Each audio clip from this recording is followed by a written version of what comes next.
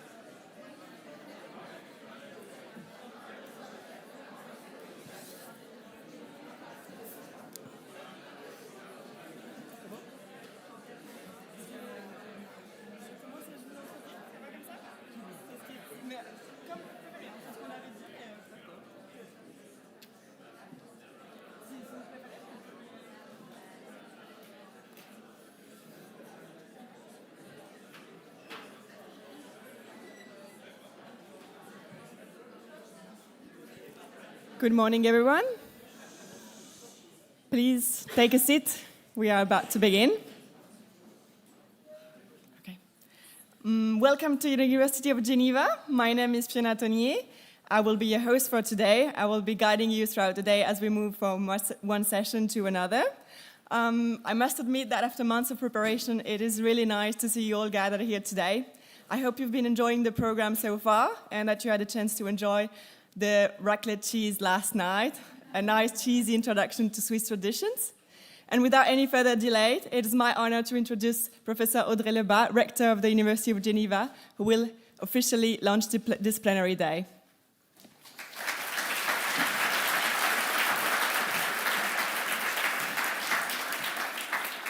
Thank you, Fiona.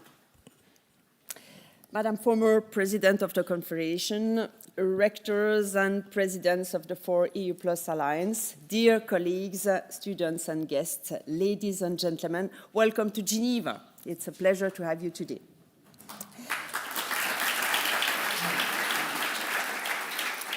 Your presence here today means much more than a sign of commitment. It shows that together we believe in the power of academic cooperation to shape the future. At the University of Geneva, we are proud to be part of 4EU+. This alliance is not only a network, it is a community of shared values, a community that sees diversity as our greatest strength. This diversity gives us the ability to imagine, to create, and to act. The theme that brings us together, 4EU+, for global impact, shaping collective solutions, is a true call to action. It reminds us that our universities must prepare new generations ready to face global challenges with courage and with creativity. Today, more than ever, universities play a key role. They help us understand the present. They help us prepare for the future. They question the world to anticipate future transformations and prepare clear-minded, inventive, and responsible minds. Geneva is the right place to pursue this mission. Here, at the heart of global diplomacy, we can connect academic expertise with global issues that shape our world. This is a chance and also a duty. This moment we share today is precious. It gives us the space to reflect, to exchange ideas, and to align our priorities. I invite each of you to take part actively, to work together, and to build solutions that can truly make a difference. Let me recall the words of Jean Monnet. Europe will not be built all at once, nor with a single plan. It will grow through real actions that create solidarity in practice. These words speak to us today, because through our concrete projects, we are creating academic solidarity and ties that go beyond borders. I also welcome a major step for Switzerland, our return to Horizon Europe. It is a strong sign, a sign of trust, and a sign of commitment to research in Europe. And the dialogue continues for Erasmus+, because mobility and cooperation are essential to shape our open and innovative academic Europe. And now to conclude, thank you. Thank you. And now to conclude, let us join our strengths. Let us deepen our collaborations, and let us make for EU Plus a true driver of global transformation. Together, we can turn our hopes into action, and our action into real impact. Thank you.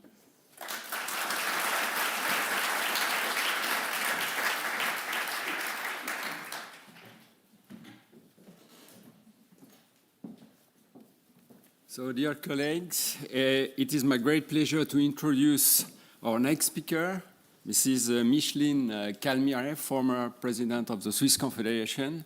So please, dear Micheline Calmire, I invite you to join me on the stage.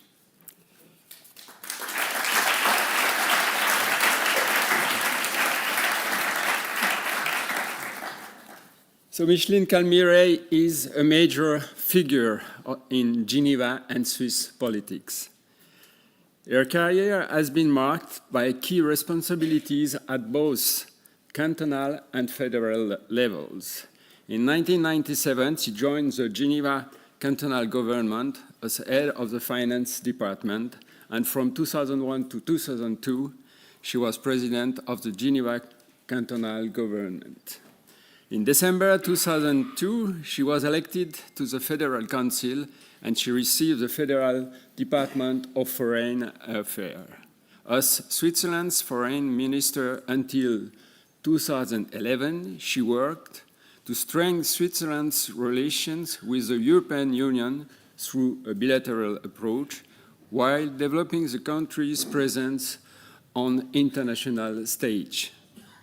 Twice elected president of the Swiss Confederation in 2007 and 2011, she has personified proactive and open Swiss diplomacy. Among other key positions, she chairs the Ministerial Conference of the Francophonie and the Committee of Ministers of the Council of Europe in 2010. Micheline Calmire has made her mark on the national and international stage through her commitment to active neutrality, to the promotion of human rights and multilateral dialogue.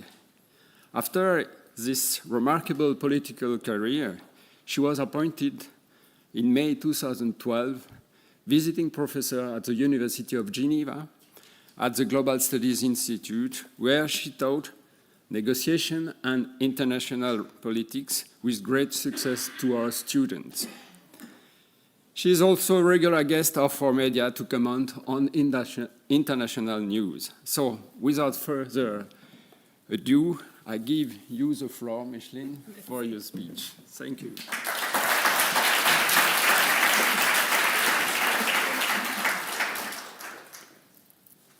Madame la rectrice de l'Université de Genève, Mesdames et Messieurs, it will be a pleasure to speak at the opening of the For You Plus University Alliance Annual Conference.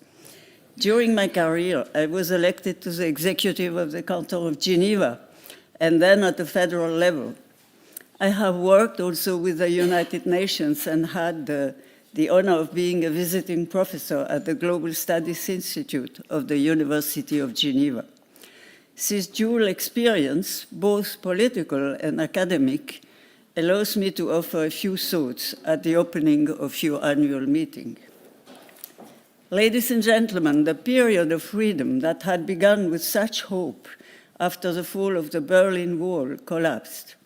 At that time, conflicts were managed based on rules and within multilateral organizations, such as the United Nations and the World Trade Organization.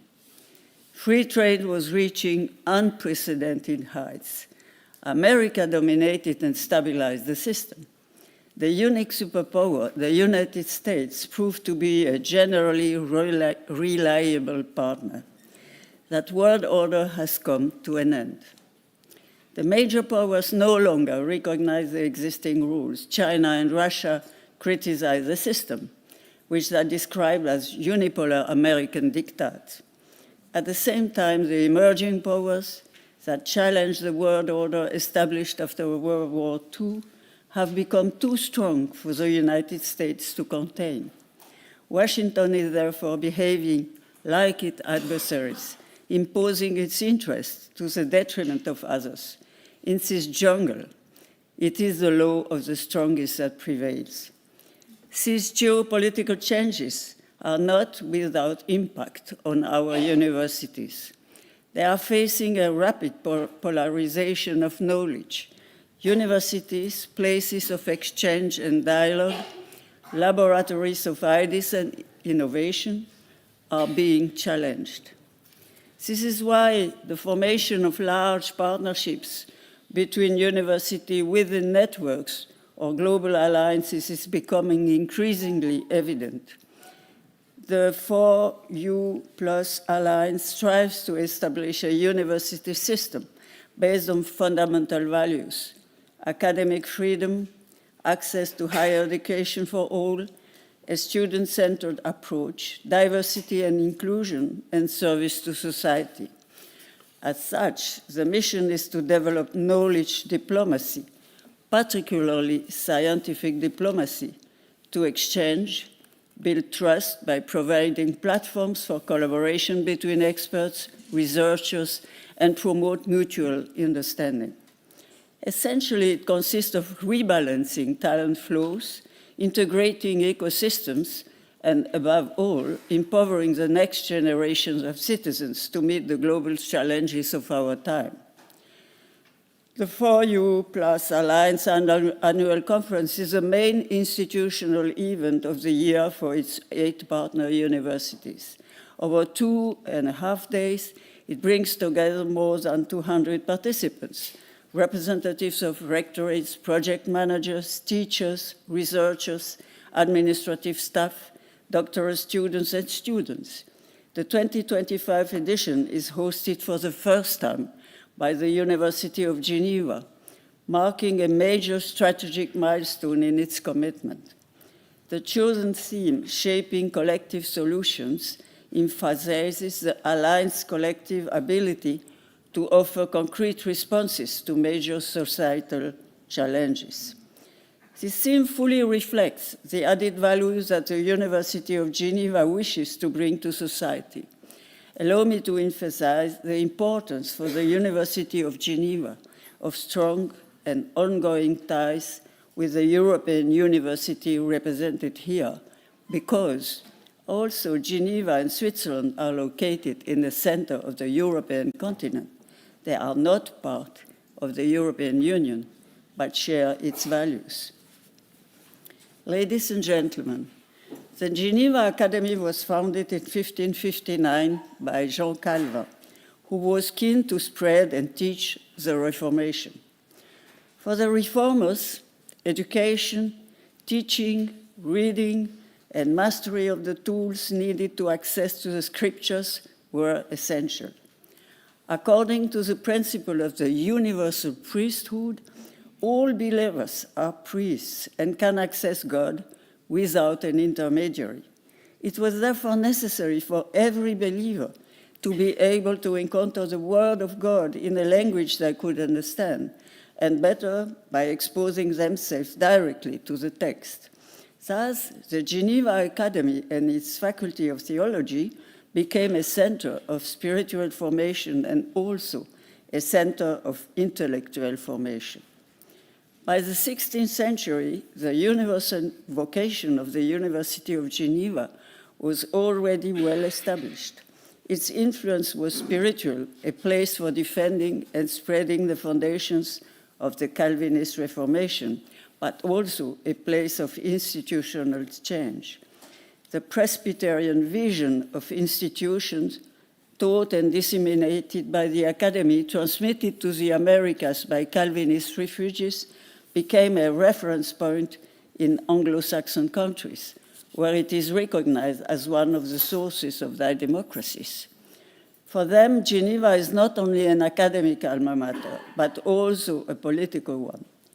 And today, the University of Geneva enjoys a large network of collaboration with international and non-governmental organizations, making it a valuable asset for the Allies. International Geneva has been practicing science diplomacy long before the concept was recognized at the beginning of the 21st century. Ladies and gentlemen, Geneva is home to the European headquarters of the United Nations and numerous specialized organizations. It is here that the coordination of international postal services and frequencies for cell phones are dealt with. Research, patents, and trademark issues are decided. Public health, working conditions, and climate are discussed. Geneva defines the rule of our daily life. With the World Trade Organization, the International Labour Organization, the World Health Organization, World Intellectual Property Organization, the International Telecommunication Union, Geneva standardizes. Geneva generates a huge collection of data and a huge know-how. The mass collection of data gives the collecting organizations a capacity to shape collective perceptions in a way that it is more powerful than traditional propaganda. Geneva is also concerned with threats to our future, the causes of conflict, environmental problems, mine clearance, human rights violations, and migration. In Geneva, we try to provide answers to developing public international law and humanitarian law by developing humanitarian aid and disarmament mechanism, and by training and improving our capacity for reflection and research. Beyond technical issues, in a world of eroding multilateralism, the question from the Geneva academic perspective is how to integrate this wealth of technical knowledge into teaching and research.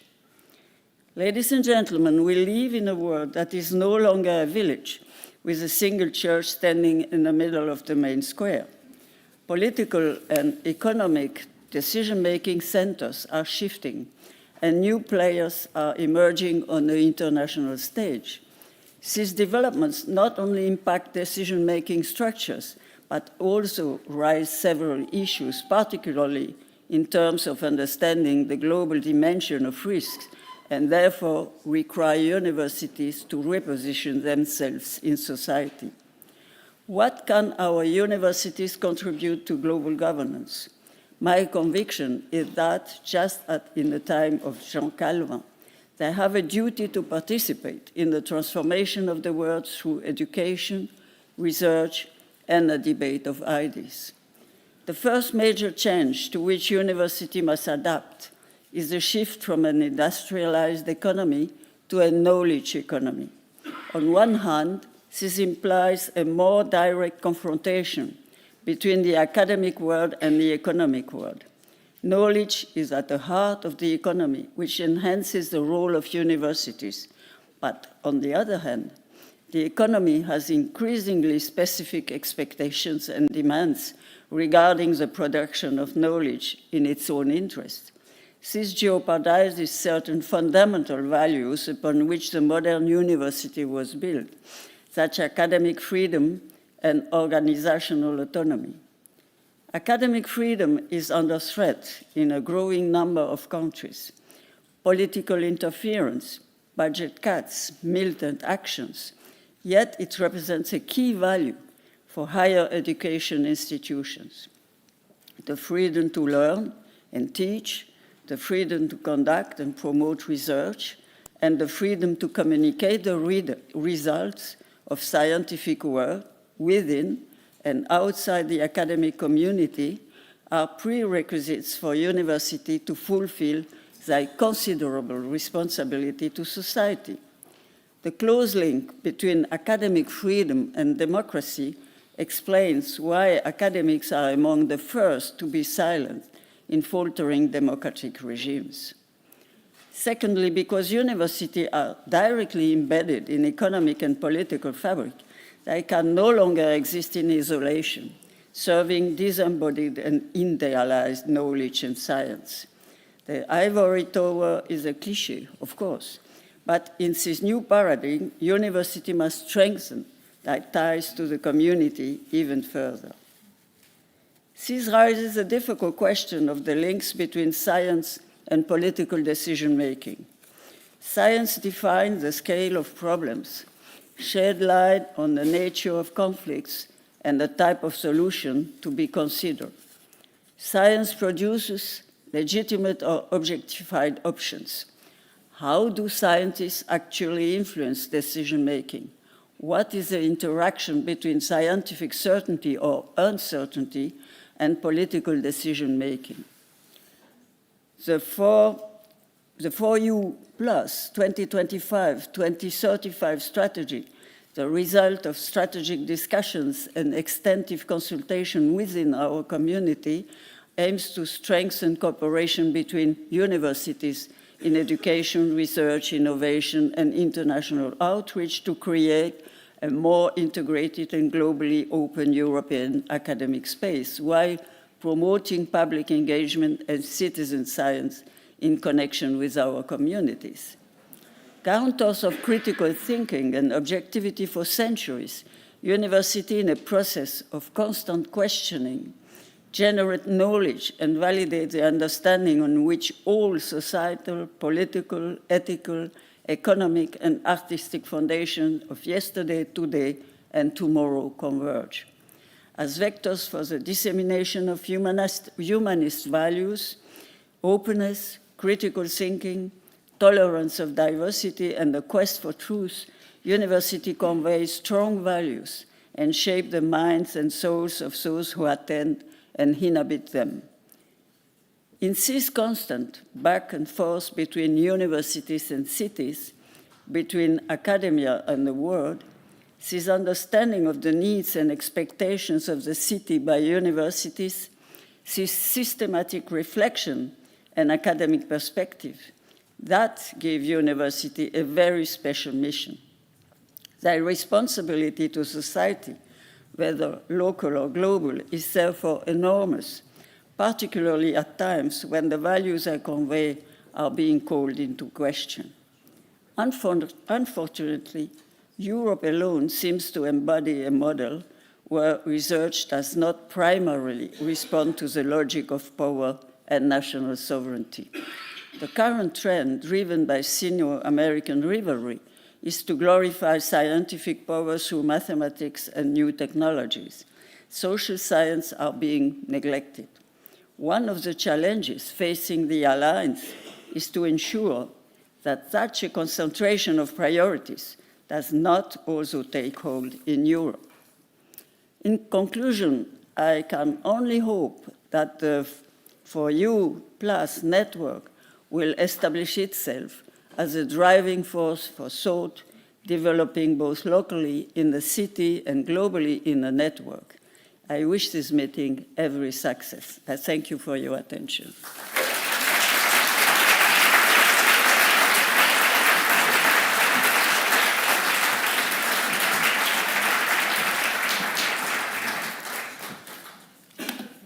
Thank you very much, Madam former President, for this insightful opening lecture on the challenges of multilateralism and the important role of universities in this fast-changing world.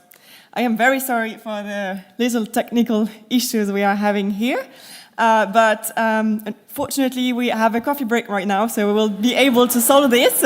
And please be back in the room by 10:40 and we will move on to the next session. Thank you very much.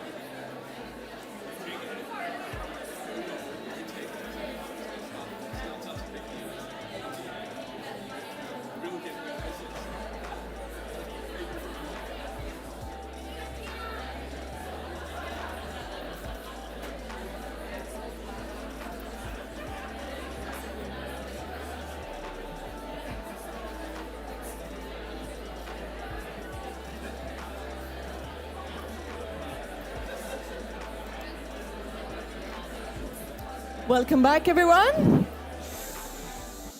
Please take a seat. We will start with the next session. I hope you enjoyed the coffee break. And we are now moving on to our next session, which is Flagship Collective Solutions in Practice. And in this session, the flagship coordinators of our 4 flagship will show us how they are tackling global challenges together. You'll see concrete examples of collaboration across universities, partnerships with external organizations, and engagement with society. Always in which working collectively leads to real, tangible actions. We will have a questions and answers session at the end of all 4 presentations, so please either hold your question or use the QR code on the screens to write your questions down, and we will read some of them during the Q&A. The QR code will also appear at the end of each presentation. So I will now ask our first speakers, and we will start with Flagship 4. So may I please ask David Sissa and Geraldine Flieger, coordinators of Flagship 4.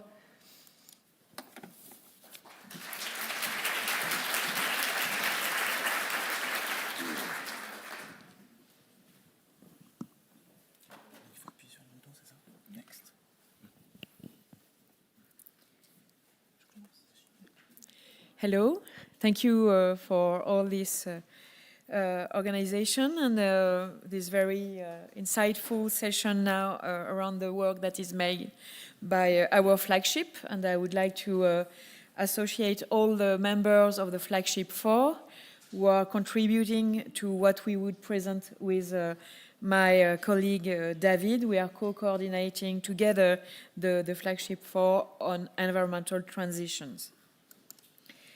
First, we would present the work made on our educative programs, which is very rich, as you will see, with several programs that have been developed and are now ongoing, and several others that are emerging. So the first one is the Erasmus Mundus Joint Masters in European Environmental Economics and Policy, which gather several universities that are listed here, from Heidelberg, Milan, Charles University in Prague, or University of Warsaw. With the main topic first in Copenhagen on environmental economics and policy in Europe, and then divided in several specializations in the second year on environmental economics or policy, as you can see, or green transition or just transitions. The second master, which is also ongoing, and I will show you after the figure of the participating students, is the Master Merged, which is the Erasmus Mundus Joint Master in Global Environment and Development, which is also co-organized by Copenhagen, Warsaw, and the University of Milan, with a first year in Copenhagen with elements of interdisciplinary and applied interdisciplinarity, and then specialization on first in Warsaw sustainable environmental development, and in Milan agricultural development. As you can see here, there are several now applicants that participate to these degrees with a lot of success in terms of application, as we have received in 2025 more than 1,000 applications for those diplomas. And for the merged master, we have now a third series of students that is beginning the master, 37 students, and for the M3EP, 43 students, for a total of 743 applications received. So it shows the dynamic of this kind of initiative, which clearly respond to needs and interest from students. And so to continue, another kind of project that we have in the flagship 4, it's an original project led by Heidelberg, but involving different universities in the Alliance. It's a Collegio Futuro. The project finally brings together PhD students from the different universities. The program aims to consolidate doctoral students' knowledge and skills through presentation, participatory work in 3 different areas, so climate science, of course, nature-based solution, and ecological restoration. And so each year you have a session on Collegio Futuro, and here on the left you have the next session in February. It will be the winter school, and with a specific thematic on conflict and synergy of different land use options. We have also a new program in development. So this one, it's a very, very recent one. And so because we have different colleagues from the different universities working on this new Erasmus Mundus Joint Master in quantitative biodiversity. So what is quantitative biodiversity? It's finally the development of tools in order to make monitoring and quantification on the impact on biodiversity, the evolution of biodiversity. Here you have an example of a paper with a quantification of biodiversity through Europe. So you can see that there is some bioinformatic analysis, modeling, evaluation of the biodiversity. And so QBID, so the name of this new program, will try to tackle this kind of issue, so bringing together Apple mathematicians, evolutionary, environmental biologists, aim at teaching quantitative skills in biodiversity data analysis, train jointly competence in studying biodiversity in space, and over time with modern digital skills, need for big data integration, analysis, and modeling.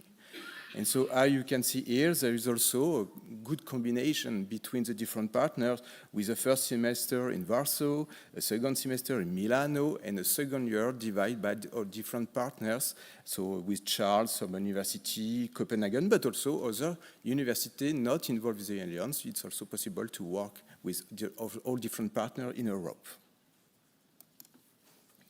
And on other kind of initiatives, we are working currently in the flagship 4, but also in strong collaboration with both the student committee and the whole Alliance management team and governance team on the development of a 4U plus student climate network. This idea first emerged as an initiative from the supported by the University of Geneva funds, but more broadly on also several participation from different universities for the mobility. And the issue was to gather a first group of students who were gathered in early November in Geneva. You see here this the picture of the group of students from the different university who participated, and the idea was to consider what are the possibilities to develop a student climate network that could be active on the long run, developing several initiatives. So it's an ongoing process. I won't say much more than this at this stage, because there is a roadmap that is currently on consideration and under development. But the idea would be the first session of 3 days was here to create first the network, the spirit of collaboration, through a first day on climate action and network vision.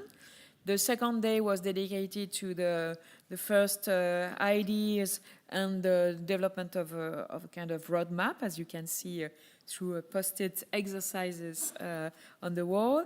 And thirdly, connection with international organizations, NGOs, and youth engagement. I would say that there is a very strong ownership from the students which were present really strong mobilization, engagement, willing to go further to next steps, and it was really exciting. And I would like to thank all the students who were here, and several of them are here this morning. So we would update, and I think you would hear about the next steps and the updates about the discussion on the next steps that we will take place during the current 4U Plus annual meeting, but also in the next months, as it's an ongoing and under development initiative, but very fruitful one.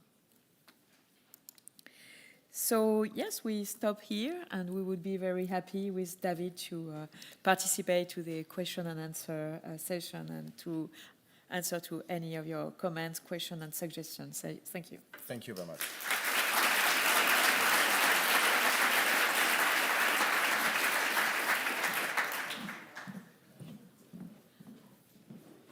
Thank you very much. We now move on to Flagship 3. So may I ask the colleagues to come up on stage, please?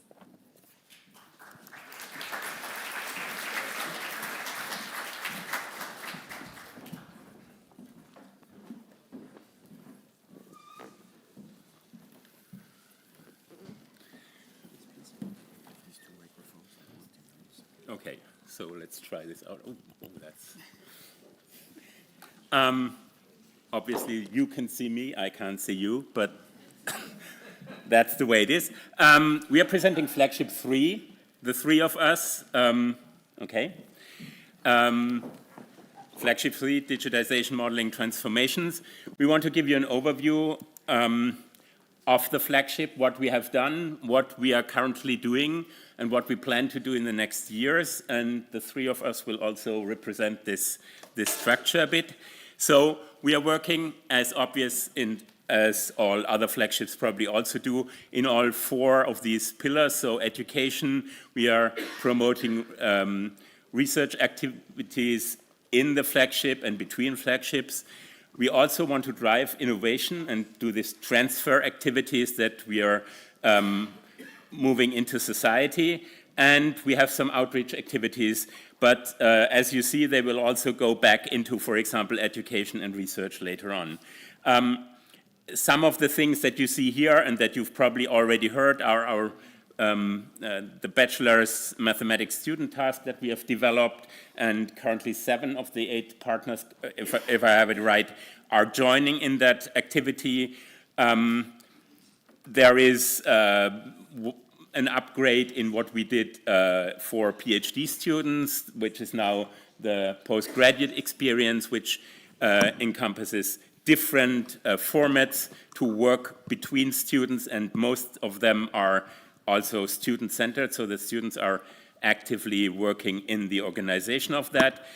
ITT for transfer, and the FabLab Hub, which was, by the way, originating from Geneva, so we are at the right place here to mention that, are for the innovation side. And one of the things that we have in mind is moving out globally, in this case to Africa. One of the main targets for mathematics is South Africa, and I will talk about that in a moment.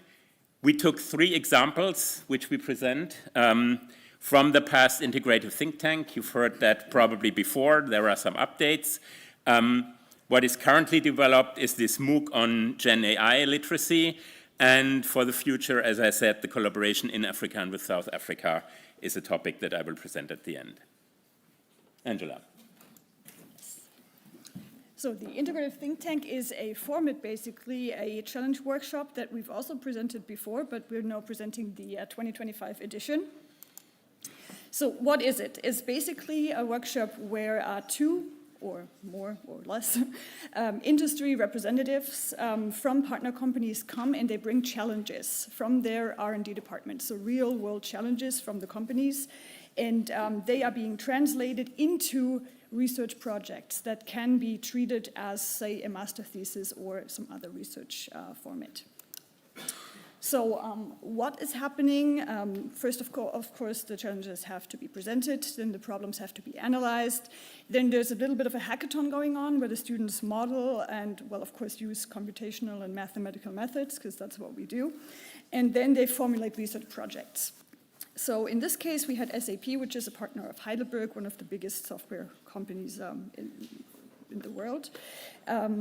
We have Innova Plus, which is a partner in our IFE network. IFE is our Marie Curie doctoral network for AI and physics. And then we have masters, doctoral students, postdocs, and professors from this IFE program. Why do we do it? Well, it's an industry outreach, of course. It's also a bi-directional transfer from the industry to the university and back. We want to have real-world challenges. And of course, we want to continue this cooperation with the companies to maybe have co-supervised master's thesis. Basically, 4 stages that the 5 days workshop contains. So first of all, we have the presentations of the actually unsolved challenges. And that's, of course, what might be obvious, but this is really important. It's nothing that can be solved even in this 5 days duration. It's really something that has to be tackled seriously and has to continue after. Then we mix the groups, of course, according to the interests. So depending on the challenge, of course, we have different methodologies that apply, and students have different backgrounds, and they will form mixed groups to tackle these and explore further avenues of research. They form concrete outlines of what can we do, what could be an outline for a research project, and then the companies and the university team up to maybe even have co-supervised thesis. And that is a format that works very well and that we've done here in Geneva, actually with the Canton of Geneva as a partner for more of a societal transfer with the SDGs, an SDG focus. And we will have one next year probably in Sorbonne. Yes. Hi, my dear colleagues. I continue with the present.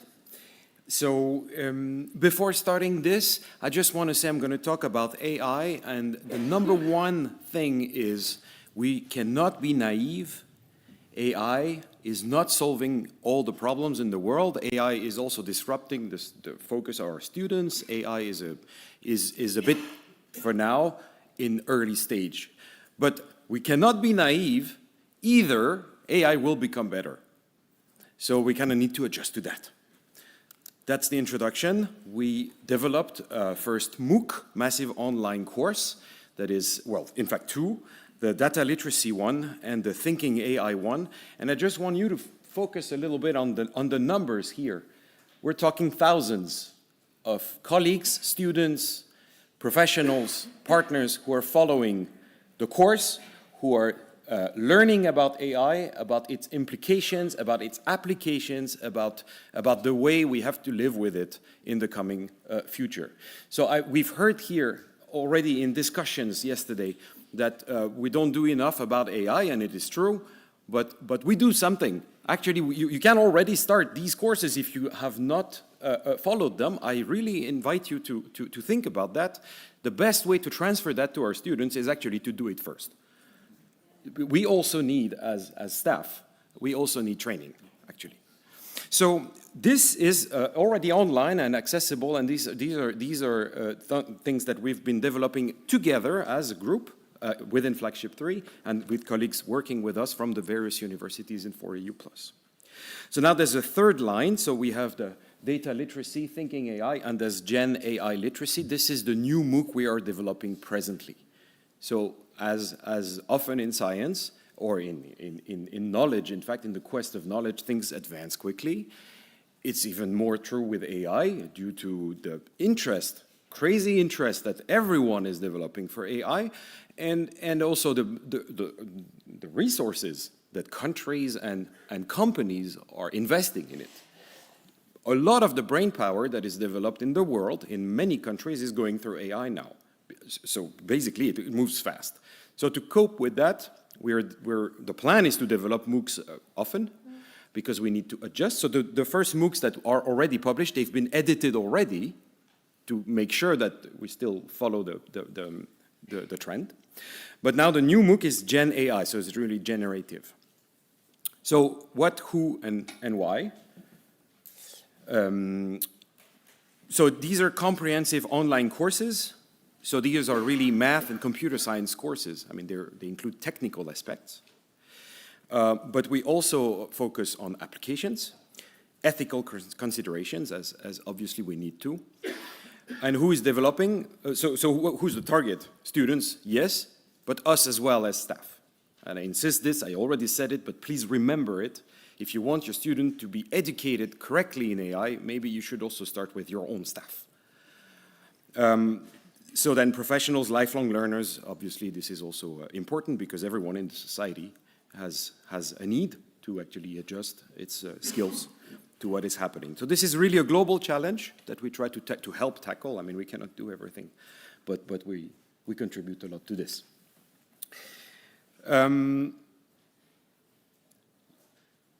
Okay, still good. So there are many applications, education, law, public administration, health. I mean, it spans science and beyond. It is very important. This is clear from the beginning of the discussion. We have some core modules. So there's an introduction, then AI in education, Gen AI and European regulations. So AI for science with a little bit more technical context, and then ethics, industry, and the applications. And then the team is really colleagues from 4U+. And then we have also expert content developers and the open classrooms as a platform to make it available to the many. Thanks. And a quick look into the future. So over the last years, the development between us in the flagship also brought up topics that go beyond Europe and also go beyond mathematics and computer science, of course, reaching out into the other flagships. And of this, research collaborations with Africa, and in particular with South Africa, are one of the projects that we have in mind for the flagship. 3 universities currently also already have strong ties with this institution. That's the logo of the African Institute for Mathematical Sciences, with 6 centers of excellence in 5 countries in Africa, amongst them South Africa. So Copenhagen, Sorbonne, and Heidelberg are already in active collaboration. I don't know of others, but there are other applications that we can take into account. Of course, if you think of research with partners in African countries, first thing that comes to mind is global health. And Heidelberg alone has more than 50 projects in global health in, I don't know, Zimbabwe, Senegal, South Africa, Benin. So there is a large spread, but think of others as well. So physics, for example, there is 2 great radio telescopes situated in Africa, one in Namibia, the other one in South Africa, and they span across to the south, to the other south, so South America, Chile, and Australia, and form a network that our physics colleagues are very proud of. What will we do with all these topics? Well, coursework, working on aligning of curricula and also teaching. That's you've probably done. I will do that next year. We will do public lectures. And one important thing that we want to achieve is joint supervision with colleagues in South Africa for PhD projects, inviting the colleagues and the PhD students to our alliance and looking out for researchers who want to join that network. Seen that. Who are our partners? Ames, I already said that, but also other universities. There is a network of universities in mathematics very strong in South Africa. There is, for example, SAKIMA, which is a research institute on epidemiology.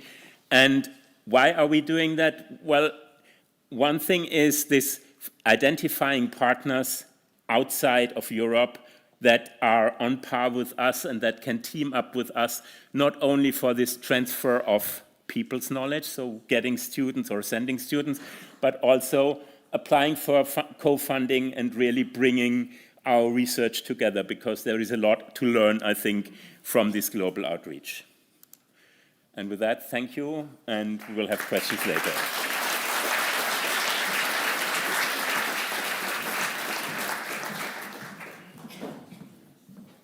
Thank you very much to the three of you for these presentations. Please remember that you can ask your questions via the QR code on the screens. It will be shown at the end of each presentation. And I now please ask the colleagues from Flagship 2 to come on stage.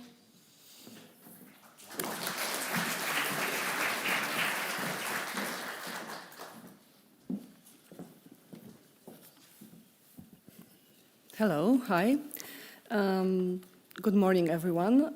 I'm Kamila Miukowska from University of Warsaw, and together with Morten Rasmussen from the University of Copenhagen, we're going to present one of projects developed within the Flagship 2. As I just said, it's one of the projects among all the research and educational activities that we're doing. That we are already doing and that are being developed at the moment. For example, during our meeting yesterday, we were talking about European Citizenship Observatory and Digital Humanities Project, but today we've decided to choose one of the projects, Meta-UN. It's an outreach project that we think best fits today's session. Okay. Great. So, what is Meta-UN? So, UN obviously stands for United Nations, and Meta-UN is a project that has quite an ambitious aim, as you can see. It's to create a meta-reflection on the United Nations itself. On the organization's history, its structures, its current challenges, and its future direction.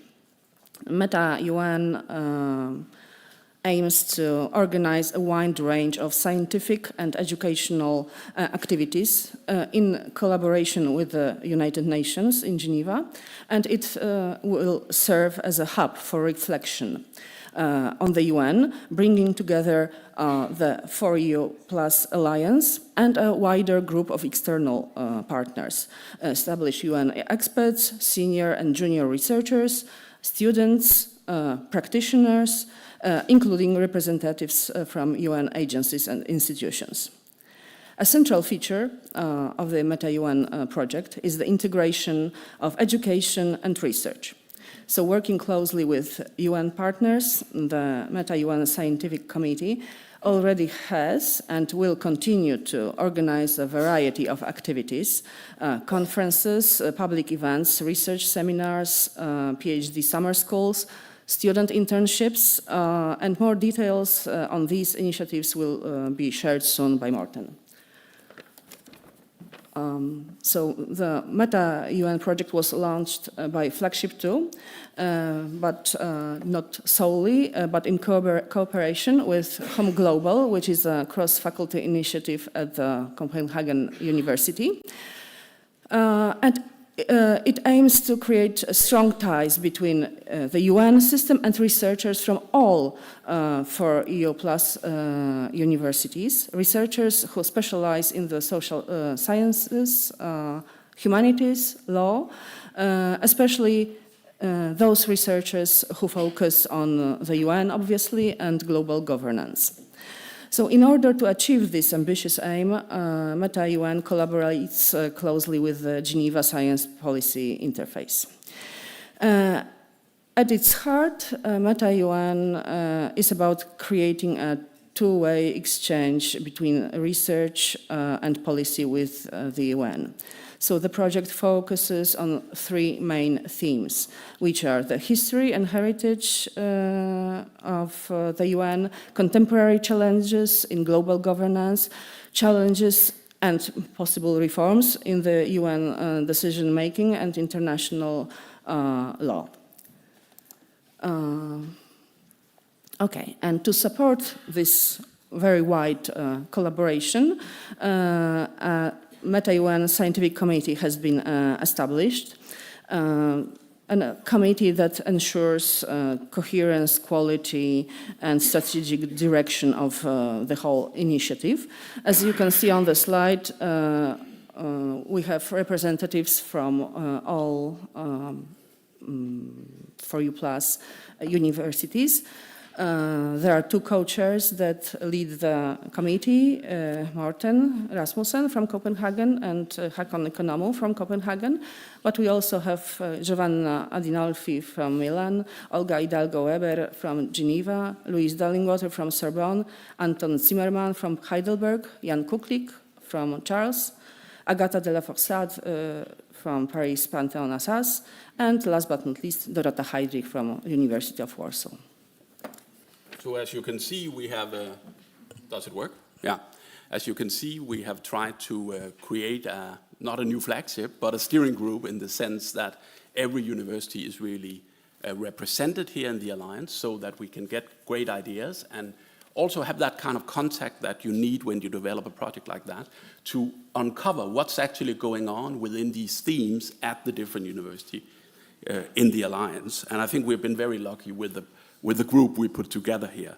So the projects are basically launched this year, so it's very early on. So we have a few activities we developed. We have many ideas, I would say, but of course we have to put funding together from external sources at the moment, and that's what we have tried to do. So we had a launch conference, largely financed by Flagship 2 from last year's budget. That happened in early February. Here the idea was to actually do a launch of the project at the UN premises, and we did that at the UN library in this wonderful hall. You can see the picture behind here. So quite a unique venue to launch the project.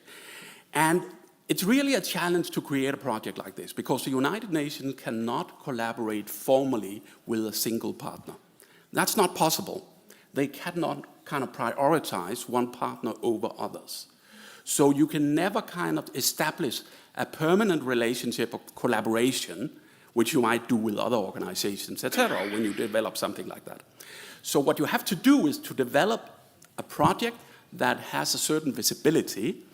You have to create the informal context. That means that you can offer a catalog of ideas from that project to the United Nations that then will shop what they want and if they want it.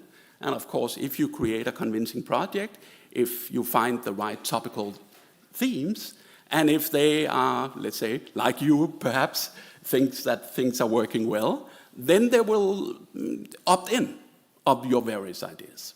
So, of course, a lot depended on this launch conference, and I can be happy to say that in this way, we succeeded, that the United Nations Library and Archive are very happy to collaborate with us. The conference itself was, we basically had a couple of representatives from the steering group, a couple of researchers from each university that were relevant for the thematics that were meeting and kind of seeing each other, many of the people for the first time, to create that awareness of what's going on in the Alliance on these topics. And then also we invited external experts, etc. So the themes were basically to discuss, let's see, yes, I'll have to remember the slides too. The themes were basically to discuss the history of multilateralism, but also its current challenges. And I think we had quite an interesting, very interdisciplinary discussion about this. For example, from the historical side, what was shown was that, let's say, the non-Western world actually influenced the development of multilateralism much more forcefully from the 1960s onwards that are normally believed. That's at least what the cutting-edge history is telling us. But we also had very interesting sessions on climate change and the challenges of keeping the legal kind of system underlying multilateralism intact in a decade of very serious challenges we're looking at here. So that was basically a little bit about the launch conference. So what it means was that after the conference, the UN Library said, do you have other ideas, right? And that's what we wanted to achieve. So here you have another picture of the Grand Hall, you can say. And now I come to the planned activity. So one format that we have developed, and which is happening on the 27th of January. Let me see. Yeah. That's a step too far. I'm sorry.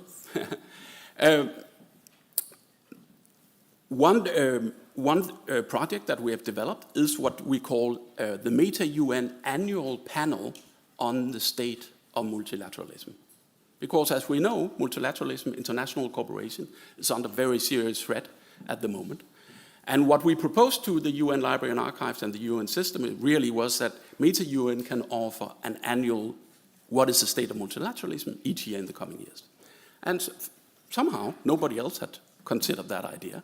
So they were really happy about this, and we're doing the first one here, where we invited really a very prominent research panel, and we organized a one-day event where practitioners from the UN system are basically participating in a high-level discussion with this panel, with presentations going on, and where we, in the end, would write a report for the UN, but of course also really do some serious work with the international press to kind of send the message of what we have achieved and what kind of lessons we have learned about the state of multilateralism. And then another project that we have developed is that we have a PhD summer school coming hopefully in September 2026. We're still trying to scrape the money together to actually pull this off. But that's going to be on the theme of the resilience of multilateralism in times of uncertainty. So a deeply interdisciplinary PhD school for 25 to 30 PhD students. We also hope to be able to finance 4 to 5 places for students from the Global South. So to, in that sense, get kind of the dual perspective that we need to really address these issues, not only from the vantage point of the West, but also with a serious global perspective.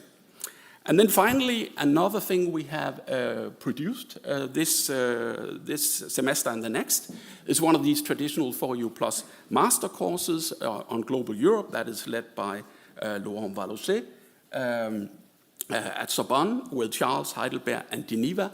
And of course, in this early in the project, this master course is really an effort for us to collaborate of teaching over these themes so that we in time can take the first steps, get acquainted, develop a serious master course, and then maybe in the coming years begin to think about whether a joint master would be possible.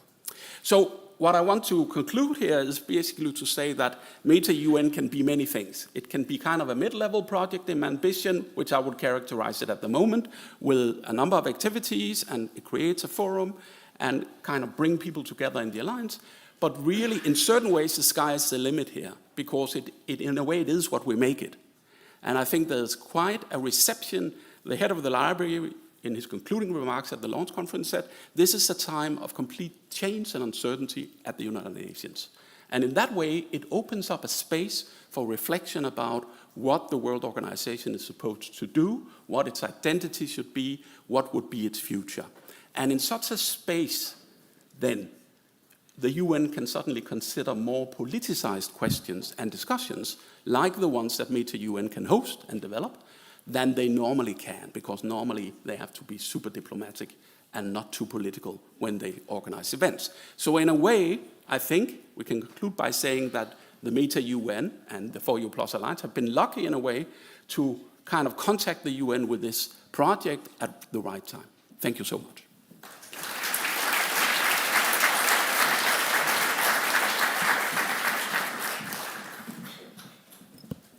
Thank you very much. And now, last but not least, we end this presentation with Flagship 1.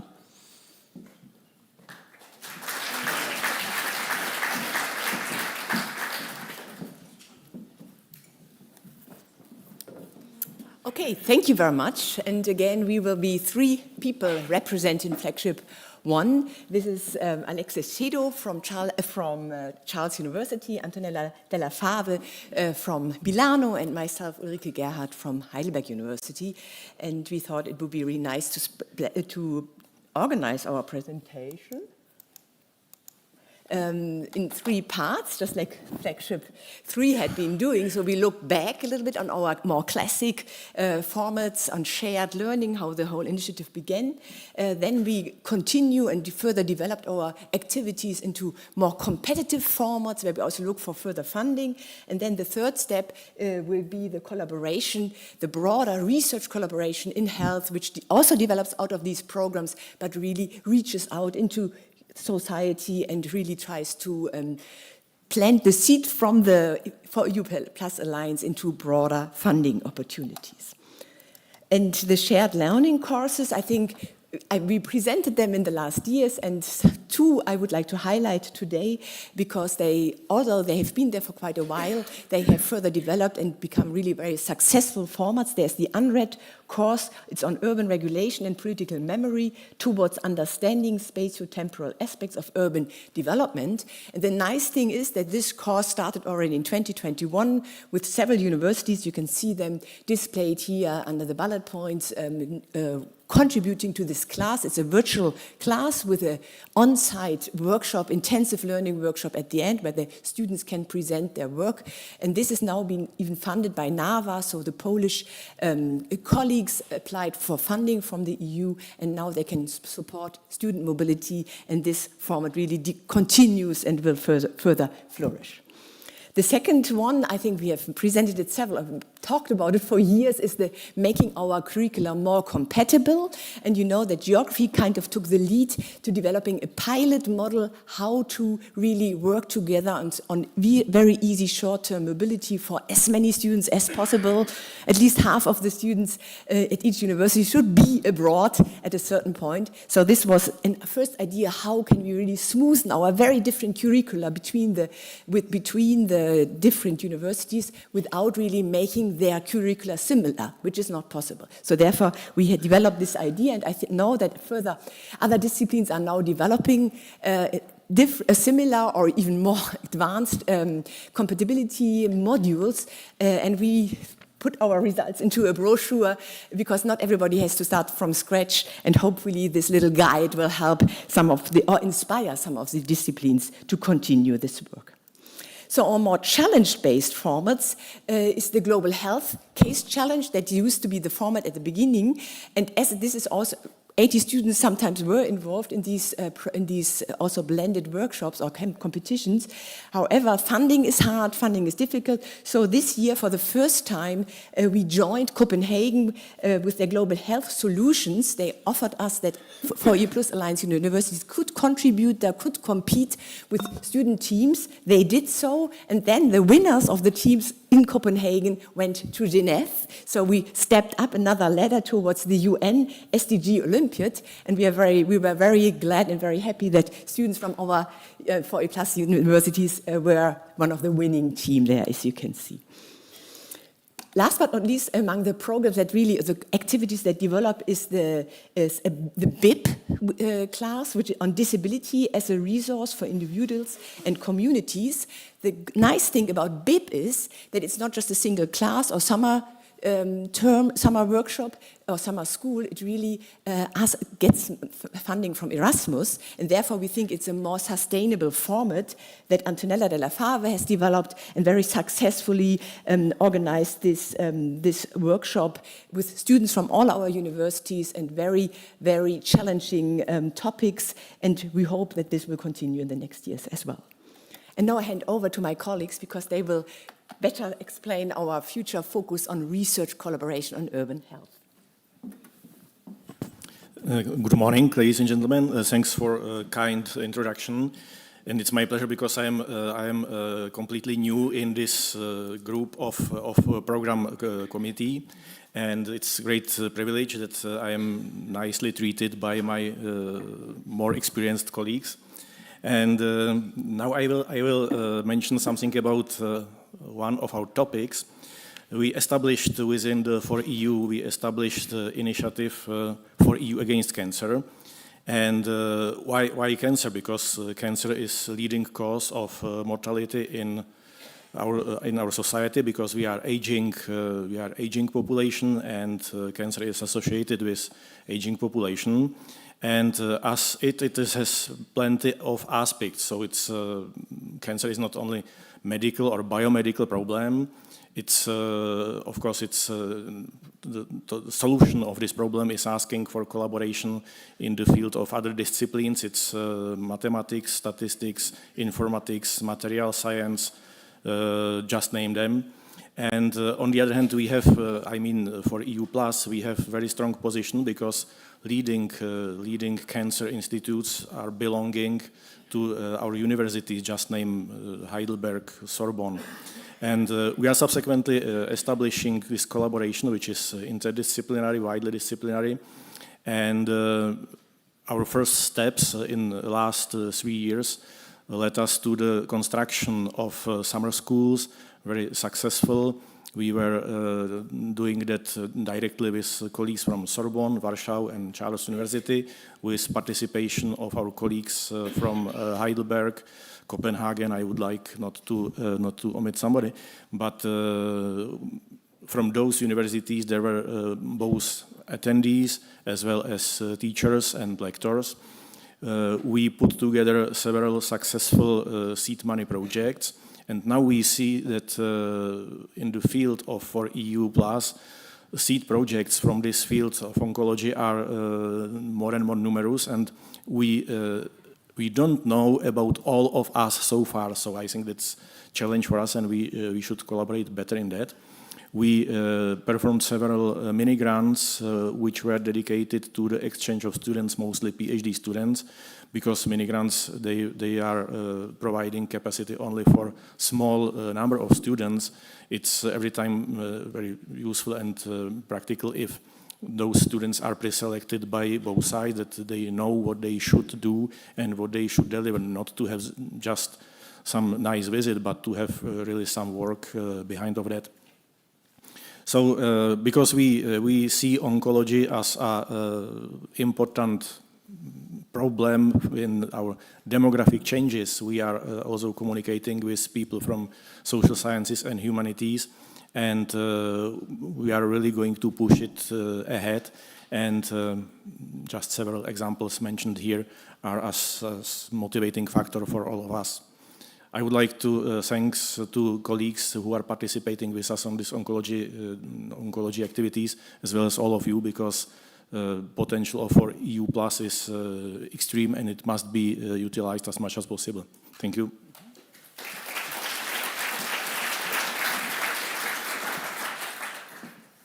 So the third topic that has been developed during the last few years in Flagship 1 is a series of initiatives concerning migration and health. Of course, the topic of migration is not restricted to Flagship 1. For example, we know that there is a joint master degree in migration studies already running developed by 3 universities, Milano, Charles University, and Warsaw, and it is successfully running since, I think, 3 or 4 years. The topic of migration within Flagship 1 has a stronger emphasis on health, of course. And we started discussing about possibilities for developing joint projects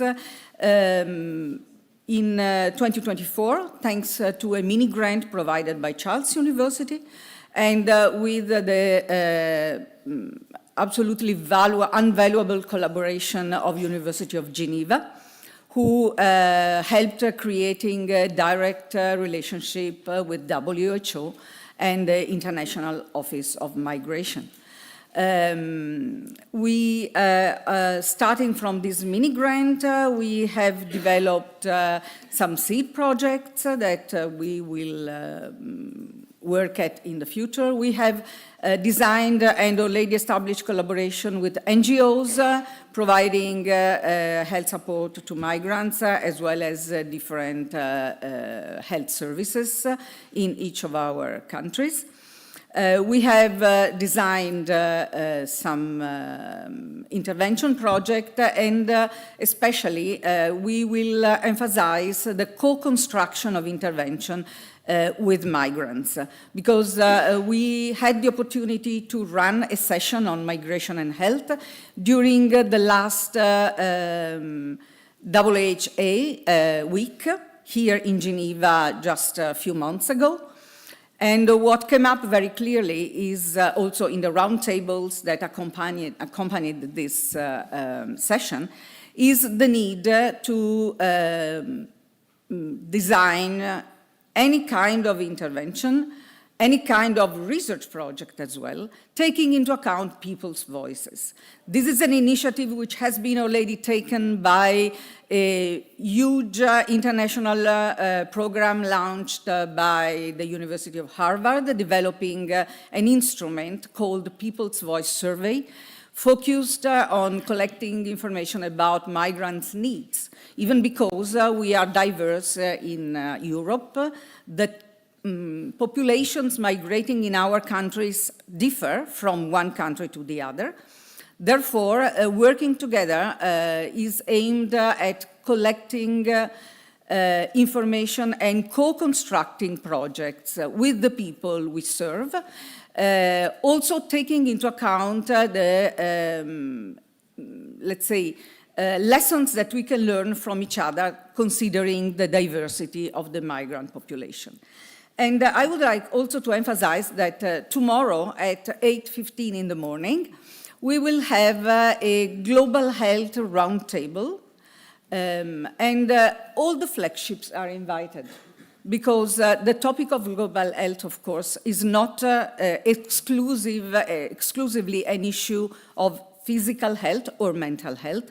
Is a global issue. It has to do with climate change. It has to do to policies and regulations. It has to do with technology and how to put together big data to understand things from a broader perspective. So we really encourage all our colleagues here to join and to try to look at this topic together in order maybe for the future to develop, let's say, global projects, bringing together all the resources we have in the Alliance. And these are some seed projects we are developing. Then there is the EGRIN network, which is already existing since several years, grouping several universities. Almost all the 4U+ universities now belong to EGRIN. The recent acquisitions are Charles University and Warsaw University. And this will be another way of collaborating on this topic as an alliance. And to summarize, we can say that the future of our flagship activities at the level of education, at the level of outreach, at the level of research, will be basically the three big domains, as we have heard: migration and health, biomedical challenges, including, but not only focusing on oncology, because there are biomedical challenges in a variety of our domains, such as neurology. You know, we have an epilepsy master degree running, and our colleagues are developing and are submitting proposals to European agencies to get funding for continuing research. And then the topic of inclusion, inclusive cities. Inclusion means many things. It means cultural barriers, architectural barriers, communication barriers, and so on, of populations, of different kind of population living in an urban context. And to this purpose, with the leading role of Heidelberg University, we have just submitted for a Marie Curie project, a PhD network proposing 10 different PhD curricula, differentiated across all the different areas and domains that our flagship can cover. So hopefully it will be successful. Thank you.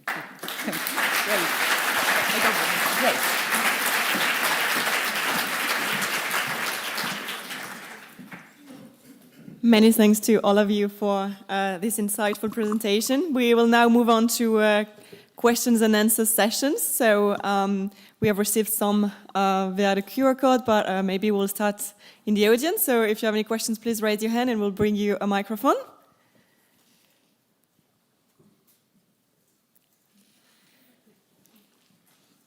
Okay, then maybe Melanie, you can start with a... Oh, okay. Go ahead, please. Guillaume Fiquet from Sorbonne University. I have a question for Flagship 3. There are a lot of debates right now about trustable AI. I mean, the link with the recognition of copyrights, the origin of data on which machine learning is done.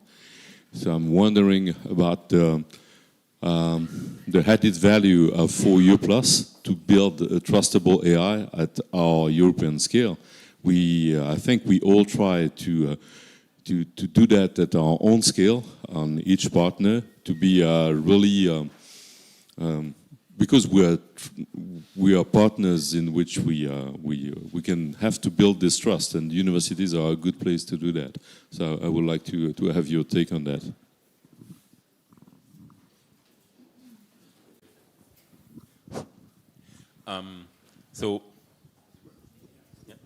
So part of the question is not really with us, I think, which is the question of organizing from a data point of view, whether the Alliance might have an own AI area, an own AI model running. I know that, for example, Heidelberg is currently doing something in that area. The question remains just to, is this an application that just secures that we know what data goes into these models and that we have a more reliable database than we see in public training of large language models. But for the flagship, I would see a totally different approach, which is much further back, which means analyzing mathematically what's currently going on in AI. We know the mathematics that are needed for that. There are master programs that try to teach these mathematics, but what we are currently seeing is my personal view, the informatics approach to AI is much ahead of what mathematics is currently doing. We try to reverse the question of question and answer, solving the inverse problem using what we call, how do you say that? Explainable neural networks, which means you not only get the answer from the AI, but you can also ask the AI why this answer is needed. Now, as an inverse problem goes, the data that you need to find this resolution, which mathematically is a first derivative, is much larger than the database itself, the training itself. But I think for basic research, this is an important area to establish mathematically not only getting the result, which is simulation, but also solving this inverse problem. And I think basic research universities, which we all are, have to go into that direction and not just, okay, we have an answer and it looks right, so we are nice. We all know that even simple questions that you ask to a generally trained AI might not be correct, and you don't know really why. So I would think that establishing more along the Alliance and across the Alliance questions of explain AI results might be something that the universities might be doing. Anything you want to add? I may also add that even though there's not I don't know what you would have in mind, but maybe a research center that would be a 4U+ flagship through research center on AI or something developing really, even though we are not at that stage, we still collaborate. So it's true that many of the partners are developing their own AI programs, as they are very welcome to do, but we know each other. So we do organize events from time to time together, this is the occasion to discuss and share ideas. So we actually already exchange as researchers within 4U+ on these questions.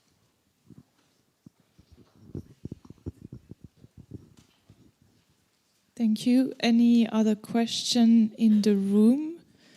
Why do you think, okay.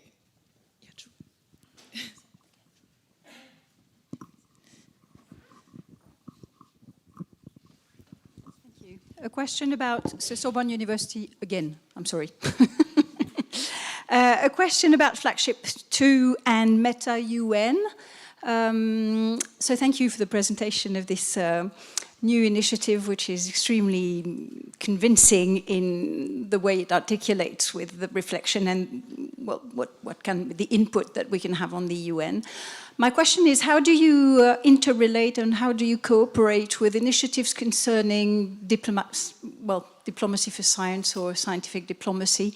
How do you, initiatives that have been taken at different levels in our universities, how do you interrelate, and have you identified contemporary themes? You were mentioning contemporary issues, so how do you identify contemporary issues and how do you interrelate with, you know, the scientific approach that feeds, that nurtures the reflection groups in scientific diplomacy that we're developing in our universities? I'm not sure I can answer this in a precise way, because you can say we are 1 year in and we have had these focus on developing certain projects, and of course we have a steering group that is a mix between historians and lawyers and political scientists mainly, right? But of course, you know, the thematics and the disciplines that could be involved in Meta-UN could be significantly broader. So we have not focused specifically on your interest, that is this kind of scientific development of diplomacy, even though as a historian I would say there are new schools on how historians treat diplomacy that are relatively prominent these years. So in that sense, indirectly through some of us, this interest is certainly there. So I think, as I said, in a way, Meta-UN can really go high in terms of ambition, because there are so much potential for different types of scientific collaborations between researchers at the university that can be, where Meta-UN can be a framework both for getting into contacts, but also as a kind of a connection to the UN system. So I think where our interest in terms of diplomats and legal experts in the UN system, for example, where our interest has focused at this moment is really to create events, and we did that already with the launch conference, and in particular with the annual panel on the state of multilateralism. That is the approach we have used, is really that for the annual panel of the state of multilateralism, it's not designed as a big open event for the general public. In the end, we chose a format where we actually have a panel of really high-ranking interdisciplinary scientists that can tell us about the state of multilateralism from different disciplinary perspectives. And then we prioritize to get high-level discussions with practitioners from the UN system, whether it's those that deal with the more political questions, or let's say the legal service of the UN that deals with international law and legal questions, etc. So that has been the approach, and I think the focus on diplomacy and how the practitioners of the UN system actually work with multilateralism, that has been, let's say, to connect to that. And of course, things take time. You know, University of Geneva have been super useful here and helpful, because and the different members of the steering group have different experience with different parts of the UN system. So it takes time to build that type of network with practitioners that we then can invite for our different events and projects. But thank you for the question. So thank you very much for your wonderful presentations. I am Lenka Rovná from Charles University. Each year I am impressed by presentations by flagships about the progress done, many new things developed. It's wonderful. My question is about communication, because you have mentioned that flagship 1, that sometimes you realized, or we realized, when we get applications for either mini grants or seed projects or other projects, that we have 2 teams working on similar or same topic. So how would you think or consider further communication, or with flagship 4 at the meeting of management committee and flagships, we realized that there are some information missing at part of the flagship about the development of the teams. So I think we will have to think it through in the future, but do you have any advice you can share now with us. Thank you. So I can start. Yes, it's a question of the role of the flagship in the alliance, clearly, and what can be the process of communication. So it's clearly your question. It shows that, for example, there is some parallel projects that can be developed in different flagships, and there is some connection between the different flagships for sure. And at the step of the alliance that we are discussing about the virtual institute, we can see also that there is possibility of connection and kind of transdisciplinary connection in the alliance.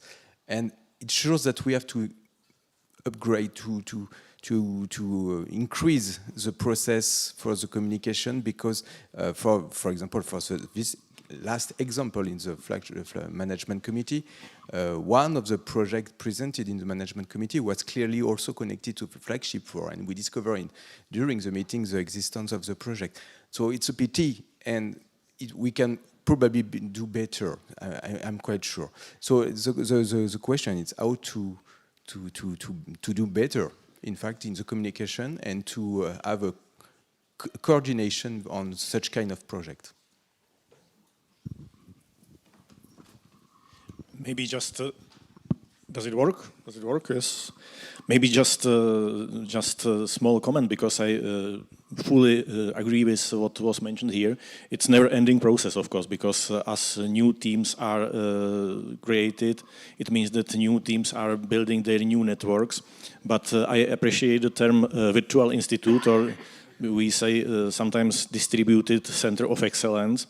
And scientific quality, people can identify their natural partners. It works even without for EU, but for EU Plus is, I think, extremely useful tool to facilitate this, because we are regularly meeting, we know each other, and we know who knows whom. So it's a fantastic field for interdisciplinary communication. And for me, being from, let's say, sort of biologically or biomedical side, I really appreciate the contacts with people from humanities and social sciences, because it's so far terra incognita for me a bit, and it improves my view of the context. So in this point, I appreciate for EU Plus and our discussion. I also add something. Yes. This issue came very clearly evident during this last seed call. And maybe just to brainstorming, a possibility could be to think about some different calls that could include more flagships, so that projects can be already developed at the inter-flagship level. And this could be another kind of call besides seeds, in order to allow people, force people also to discuss more at the interdisciplinary level. This could be challenging.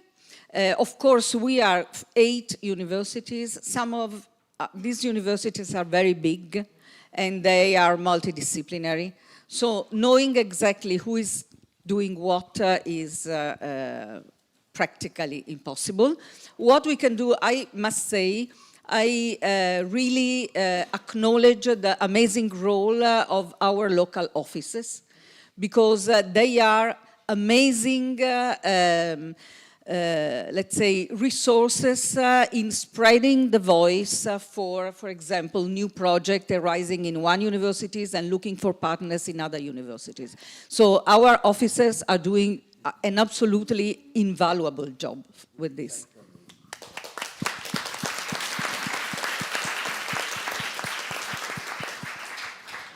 I can fully support that remark. I think all of us have this kind of feeling, maybe, that it's very hard to find a place where you get an overview of what's going on. And you can say, you know, this is up to the management committee, I think, to take decisions on this. But surely there could be some improvements. And I think one thing, if you just think about the flagships, one way to create an overview over what's going on in a flagship, as if you run a center at your home university, as I do, what we do on that homepage of Center of Modern European Studies is really that all the activities we are doing are on the homepage. So you have a description of the center or the flagship, but then you also have the activities listed that flagship has been doing in all sorts of, categories potentially. So that means that new activities that's coming up, you will see that in the coming up list, but there's an archive. So in a way, in the end, at our center, we can see everything I did. So when we have to write a report, we can basically, we have our own archive on that web page of former activities. So I think just if the 4 flagships had homepages where you would have all activities listed, and what we could agree, of course, would be that if we take a new initiative on developing an Erasmus Mundus or on Joint Master, that project would quickly be up there saying this is now under development. So then at least you would be able to see what all the flagships are doing by just visiting the homepage. But of course that requires resources. So that would be one model. Another model, of course, would be to have administrative staff that simply, let's say, all the time map every educational thing that's happening in the Alliance, and then that you would be able to contact that person and see what's going on, and it configure on a homepage as well. So that would just be some suggestions. I'm sure you have much better idea than I have, but I think clearly that there's a step there that could be done that would make things a bit easier to work with. Thank you. I would also like to add a very fittingly a meta observation to that. Communication is complex and it works in different ways. So what you said, bringing up from the bottom up to a certain level, which might be the flagships, information about projects, etc., is one way of doing so. From this meeting that we are doing right now, for me, surprisingly, the most important thing to take was the information that I just got, that you did a booklet on what to do and what to do not on designing a master's program. I will definitely ask for this booklet, and I think small communication activities like that might be very valuable in the long run for all of the Alliance. I would say that because you mentioned the management committee, communication in itself should be organized in some way, but not all of it can be organized from the management committee. We were just discussing how to update our web pages to make them more accessible, and actually to have an archive of the activities that we are doing, which is a bottom-up activity, and we should look for different ways of communicating, because all of us are different. Some of us are more vision-oriented, some of us like more reading long text, etc., etc. I was approached this morning by being asked whether it's possible to come up with kind of an app or a web crawler to automatically try to make a map of the network activities of 4U+, going through the World Wide Web and looking for researchers in 4U+, and just getting a kind of a network of that. I don't know how to do that, but computer scientists should be able to do that, and how to use that, and what is the accuracy, etc., etc. A totally different approach, and I think what we should look for is different ways of communicating and making sure that we get these 5% in each project that you need to do a proper final documentation in one way or another. I don't care. Google is good enough for me to find that on the web. If you put it out on the web, we somehow will find that. And I think it's not a problem if two things are developed, one apart from the other. If both of them rise to the level that they are important, they will sooner or later know from each other. Actually, how long is it ago that we were talking first about aims?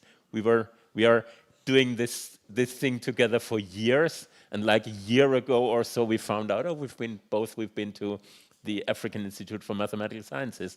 Things like that, if you do enough communication, things like that will emerge. Yeah, thank you very much. I have a question again to Flagship 2.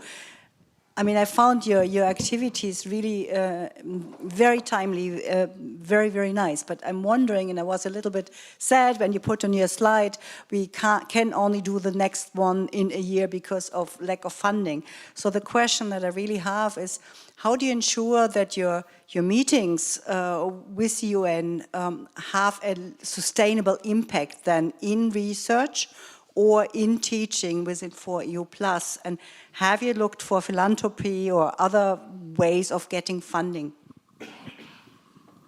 You can say basically, from the outset, Meta-UN has not any funds, and so basically what we have done last year, at least, we could kind of build on Flagship 2, because it's the outreach project of Flagship 2, of course.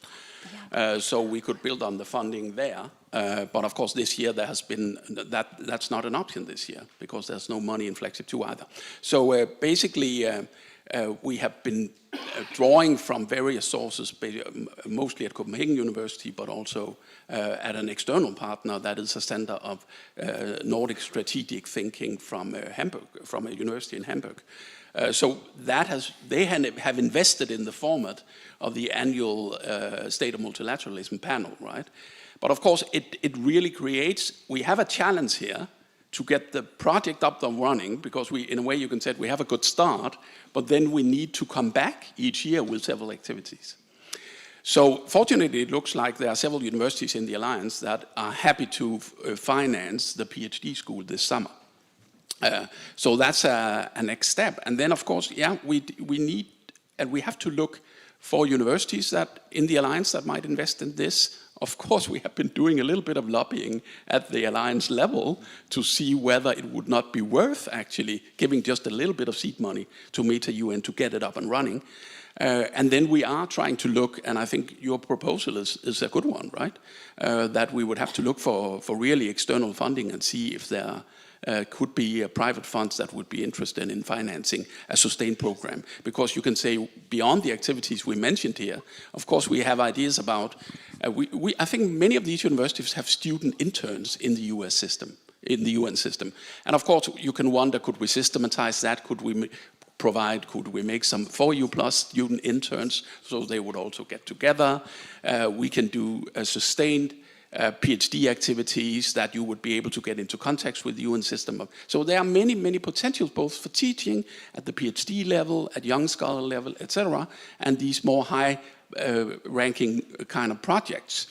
But again, it requires this kind of effort to fund it. So thank you for your advice.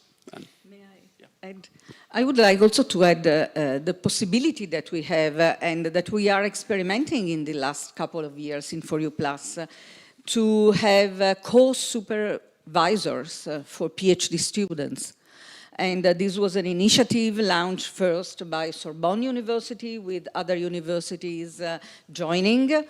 And this is an extremely successful way to work together, collaborating, involving PhD students who will get a double degree, which will be relevant for their future career, and putting researchers into closer contact. Of course, sometimes it's not easy to find the right colleague in the other university willing to share a general idea that is aligned, of course, with the proponent's topic. But it's not impossible. It may require some time. But at least I can speak about my experience. It is really interesting. It opens up perspectives because, of course, two different supervisors have two different perspectives on the same topic. And it is extremely valuable for students because one of the criteria for co-tutel is to stay 1 year in the other university. So it means a long time. It means also building contacts with other PhD groups. And it means finding also future opportunities for postdoc or other working positions. So I think this is surely a very important initiative in 4EU+. All right. I'm David Dreyer Lassen, University of Copenhagen. I have a question, probably mostly for Flagship 3, but it could invite other reflections on your cooperation with South Africa. What has, being in the alliance, what has made it easier to work to get a bridgehead into Africa, and do you see that scaling to other areas? Thank you. Thank you for the question. I will start with answering. So far, what we realized when we mentioned South Africa today is partners, several of the partners in the alliance are working with South Africa. Hence, we decided we should do that as a 4EU+. So it's not yet the alliance that helped us in approaching South Africa and working with them. It's the opposite. We know that we have ties for various reasons, and we actually want to pool that. We want to come and meet them also as an alliance. So the goal now in the coming year or the 2 coming years will actually be to meet them also with the new hat of 4EU+ and explaining what we can do as individuals, but also as a bigger group, as a attractive European alliance. And that I already talked with them, in fact. So just to mention, on Monday I was in Johannesburg this week, discussing with both South Africa and the CNRS, because they are opening a research center at the University of Witwatersrand. And I basically asked them in a plenary audience, would you be interested in working with a university alliance, for instance, for EU+? And they were like, oh, amazing surprise, yes, we were thinking about it. So I think it's the right moment to act, because it seems that everybody's in agreement around the table. And the precise ways of acting will be up to us. So of course it can come from the governing board and management committee from the alliance with the various strategies that you might have. But it's clear that we are already collaborating at various levels as individual partners within the alliance. And our goal is to extend that. First, of course, in Flagship 3, because we have this bond, but it's open to everyone, in particular global societal challenges. So that's my answer. Yeah, or adding to that, I would say the standing that you get if you talk to these partners is also cranked up when you're representing an alliance. In South Africa, we are talking not only to Witwatersrand, but also Cape Town, Pretoria. I was at the 20th anniversary of AIMS last year, and I was approached by a representative of the government of South Africa asking, okay, you're doing something with Cape Town, everybody's doing something with Cape Town. How about Pretoria? How about Johannesburg? Can we get into a network? And when you represent a network yourself, when you represent an alliance, it's much more credible, and it's also on this eye-to-eye level that we want to achieve. Other points include, for example, Heidelberg currently developing an Africa research strategy. It helps us to go together with Sorbonne, for example, or Copenhagen, who already have representations in countries in South Africa, which we can co-use, and that makes it much more credible or economically feasible. Heidelberg is thinking about whether in the next 7 years we might open up an own center somewhere in Africa, in an African country with a partner. Where are the colleagues that we can include? Is it good to go to a place where already Sorbonne is present? Would we do it at a different place? How can we economize on the links that we have? And I think that's a tremendous chance for all of us to do a big development step. And that's not something that Flagship 3 alone is. Well, I didn't talk about, specifically about mathematics or computer science. And projects that we are including, I said it's global health. We have economics projects at Lake Victoria. The mathematicians have some interest to go to Cape Verde Islands Then the language comes in, that's Portuguese, so we could incorporate that as well. How about the French former colonies and French development and so on? So there is a lot of things that could be addressed in that area as well. Thank you. We have one last question in the audience. Yes, François Gray from the University of Geneva. I was delighted to see the results that Copenhagen and Heidelberg had getting the gold medal in the SDG Olympiad. So we've started the SDG Olympiad here a few years ago with support from 4U+ in Geneva. It's a competition for youth all over the world. And besides Copenhagen getting the top prize, we had Ghana and Kenya getting silver and bronze. African teams are very active in this competition. If you're organizing a summer school or any kind of competition where students are working on the SDGs, you have a chance to send them to next year's SDG Olympiad. Get in touch with me during lunch if you want to hear more about that. My question, though, and it builds on the previous question, is we see so much talent in Africa coming to the Olympiad. What could 4U+ do to bring more African students to Europe to get experience here? Because it makes a huge difference in their lives.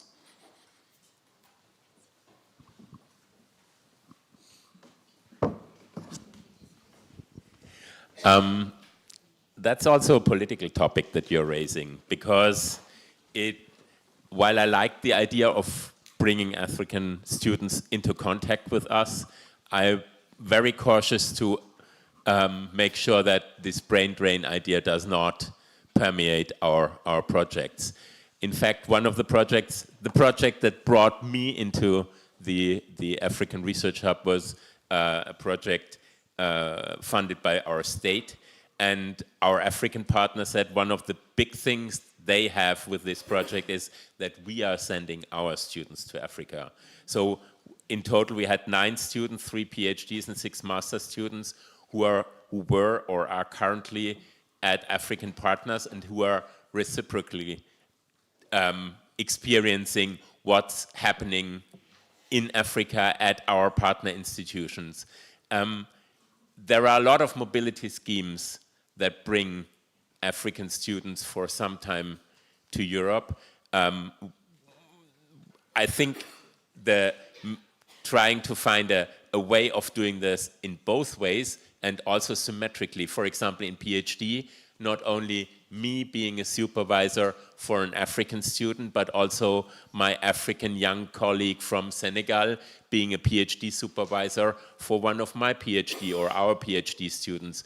This is something that we should always keep in mind. And then with these reciprocal approaches, it also gets kind of easier to do that, because the partner institutions on the other side also see that there is a huge gain for them, and things like, okay, accommodation is on us this time, you do accommodation for my student.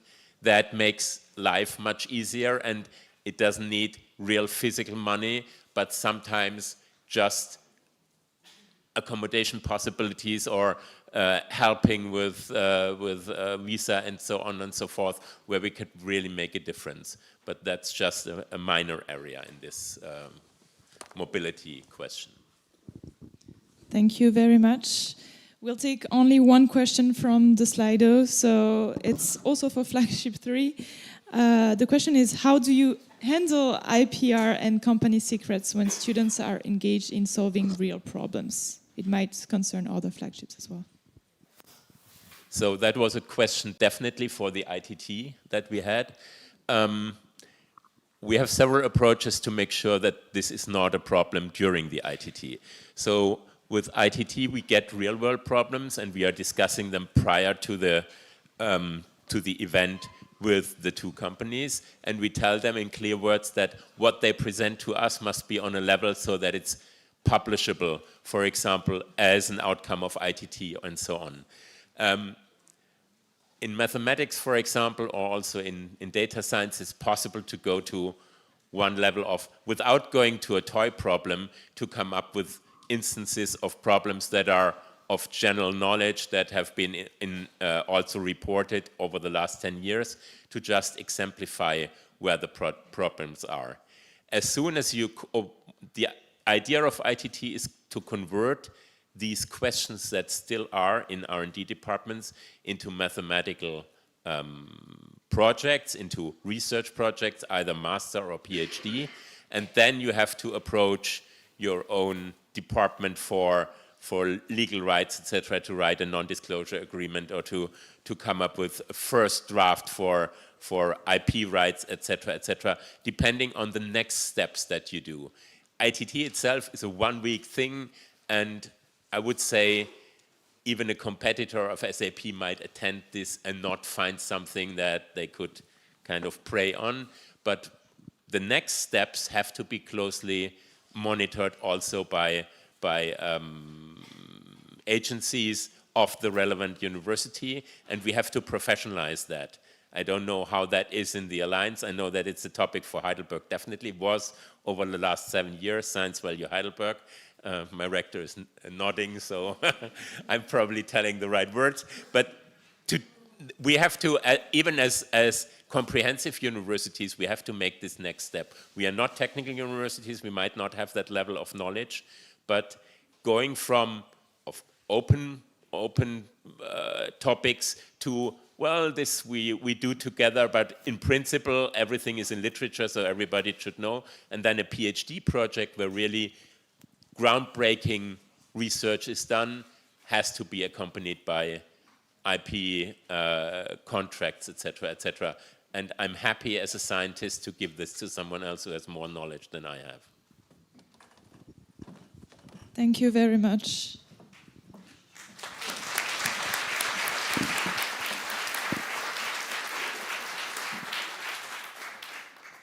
Thank you all for all your questions, and also a big thank you to our speakers for their expertise and their perspectives. You can go back to your seat. Thank you again.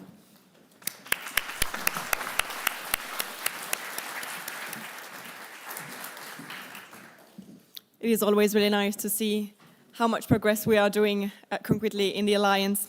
Now, after an intense morning, it is time for a well-deserved lunch break, but before you head off, we will have our traditional family picture. So I will ask you to please stand up and come closer to one another, and we will take the picture here in the auditorium. And then please be back at 2 o'clock sharp for the next session. Thank you very much.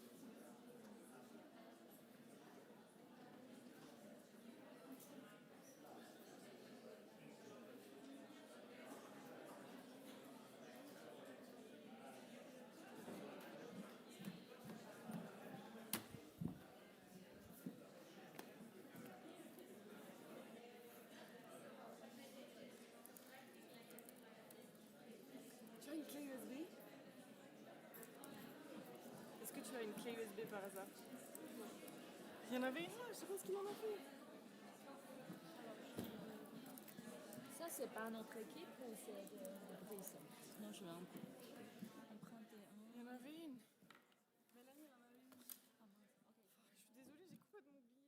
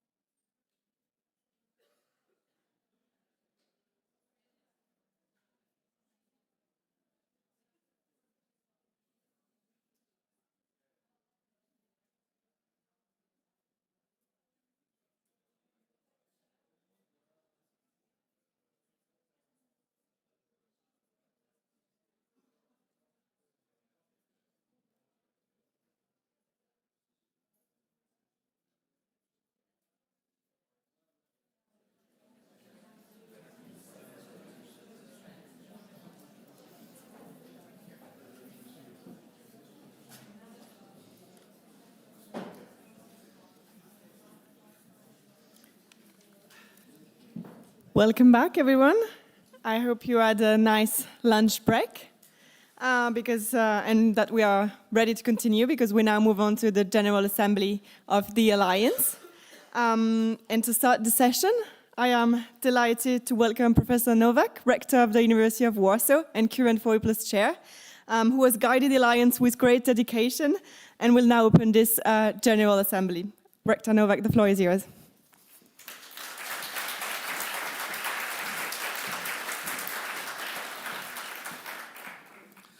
Thank you. Good afternoon. It will be not easy to say some words after such nice lunch. I simply ate too much. I was expecting that I will be saying some words after, say, 30 or 40 minutes, but anyway, I will try. It is my great pleasure to be here at the University of Geneva. It's my great pleasure to meet my colleagues, friends, rectors, vice-rectors, professors, assistant professors, students, and PhD students. We are extremely privileged and happy that we are in this alliance, that we can cooperate with you, that we can learn something, but I hope also we can bring something new. University of Warsaw was awaiting for such possibility for a long time. But we will always remember that after the Second World War, most of the doors of your universities were open for us.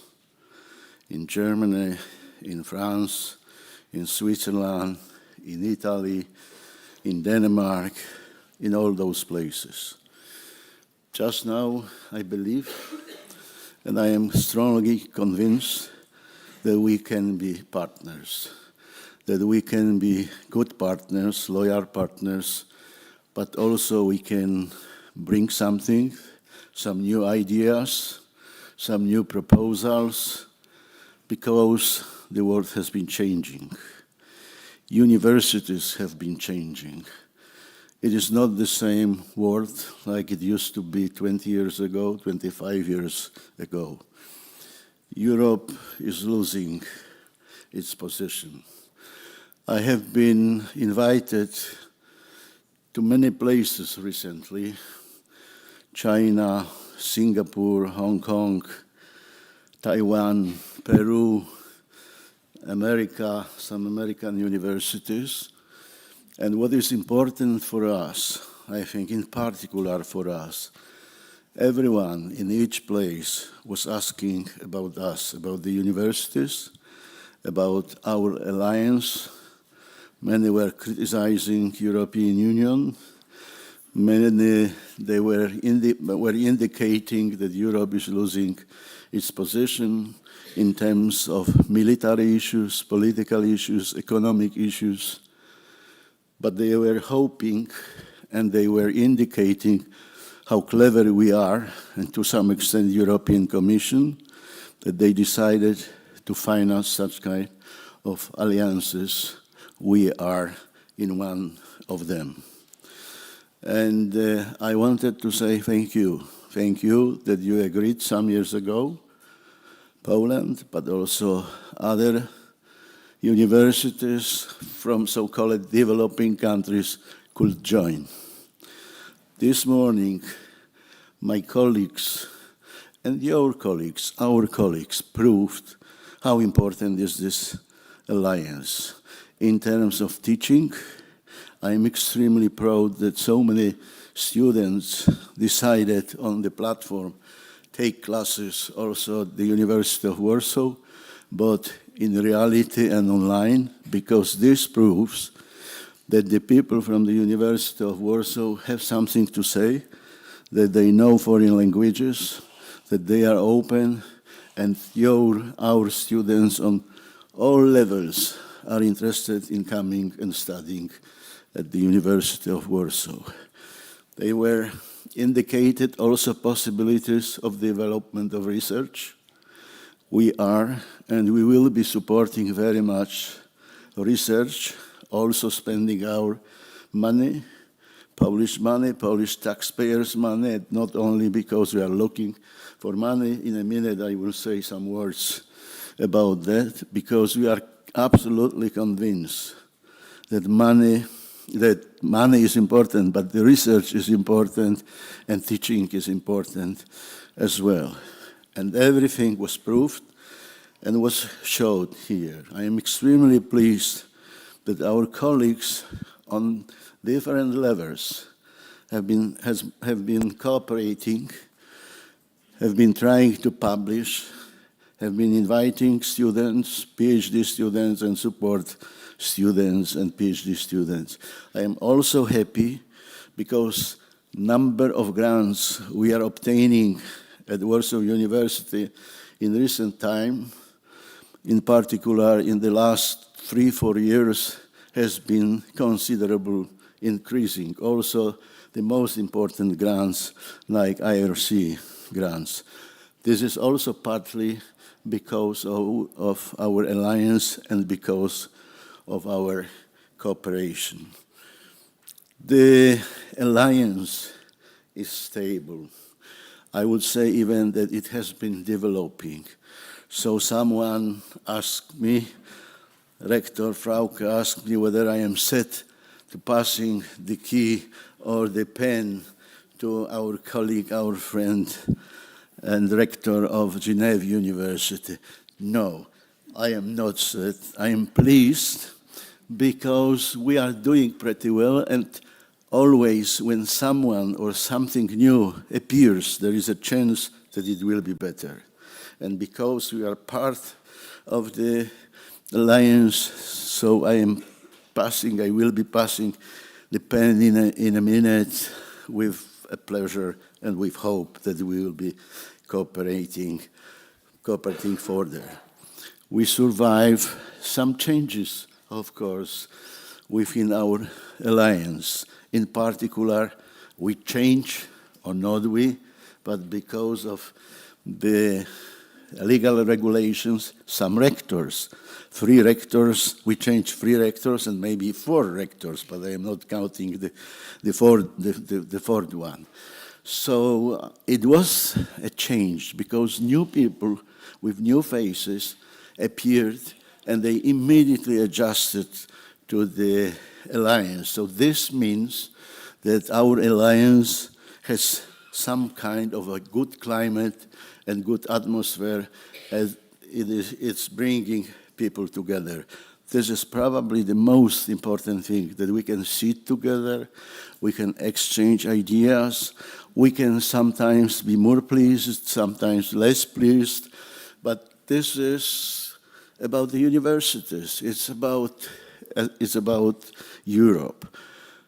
We used also the possibility of Polish presidency during the last year, and we have been working, we have been cooperating on the common diploma in the future of our alliances. I am not saying that everything is going very smoothly, but it's going better than one could expect. Some of us having stronger position is maybe less interested in such situation, in such case, or in such diplomas. Some with still weaker position in many rankings. We feel that the rankings do not respond properly to our position, but anyway, we have to recognize that we are located as slightly on the lower position, and we are very much interested in having such diplomas. But what is more important probably is that many universities from all over the world, from Asia, from Latin America, from America, from the United States, is or are interested in cooperation with us. So we are visible. The perception is very positive. So this is also, I would say, extra power to develop our cooperation and the possibility of exchange of students, of professors, etc., etc. We are in good shape, generally speaking. There are no problems within the alliance. Of course, we are looking for more money. We are asking, not begging, European Commission to give us more money. We are also asking our governments to give more money, but we are also of the opinion, at least some of you, that we have to work on a new method, new way of financing of your universities. So probably, at least at Warsaw University, we will be following, or we are trying to follow the Anglo-Saxon system by building endowment and use the money, private money of our graduates, but also of businesses, etc., etc. And I hope that we can be good example also for our alliance universities to follow this way, or at least to show and to explain how this kind of system or of financing of the higher education is going to be. Polish government mostly accept this idea. Polish universities, other universities or associations accept this idea, so one day we will come with the proposal how to do and how to manage also to you.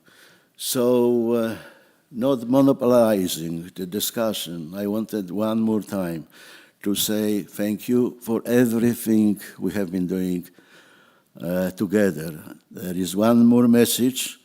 I mean, as you know, we were trying to find the best person, and we have found during our presidency, say, a Secretary General, and we have found, and everyone agreed, and the Commission, I think, agreed, all Europeans agreed, having you as a Secretary General. So thank you very much. So our organization is in good hands, and having your support, we also feel like rectors that the future is promising and that the future is ahead of us. So thank you. I am still a rector and will be a rector, so I will be still attending the meetings, and I am passing you the huge power of the Alliance with a pleasure and with hope, and I think that the power is going to be in very good hands. Congratulations and all the best. Thank you very much.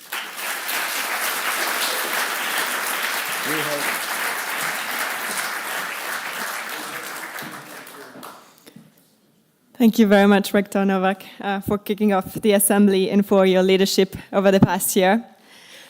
Next, we have the pleasure of welcoming Elena Del Giorgio, Secretary General of the 4U+ Alliance, who will give us an overview of the progress and key achievements of the past year. Let's give her a warm welcome. Fiona, for the slides, do I see them there, right? Okay. Wait, voilà. So, good afternoon, everyone. Well, first of all, allow me to thank and welcome dear rectors, dear colleagues, Madame la rectrice, merci de nous avoir accueillis ici à l'Université de Genève. And I'd like to thank Rector Novak for his very kind words and for an excellent year of collaboration, very long for the University of Warsaw, but we had very constructive, and thank you very much to you, to Sambor. Where is Sambor? I don't see him. To Sambor and to the entire team at the University of Warsaw, and especially the local office there for the great job.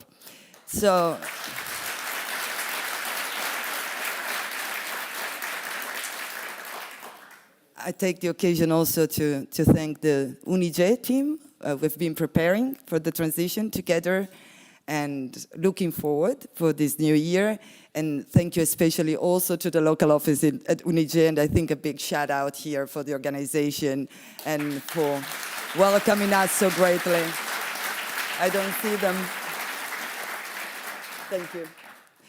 So before entering a bit as anticipated, I will report on the progress, on the successes of the Alliance, but we had this morning a very interesting speech by former President of the Swiss Confederation, Cléry Ré.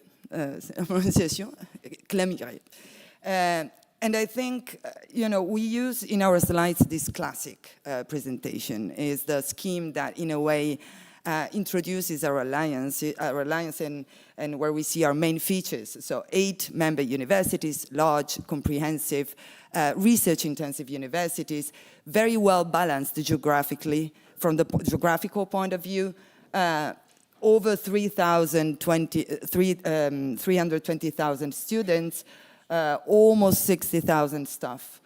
And yet the feeling, listening to the former president and listening to Rector Novak, is that the way in which we can look at this map has shifted.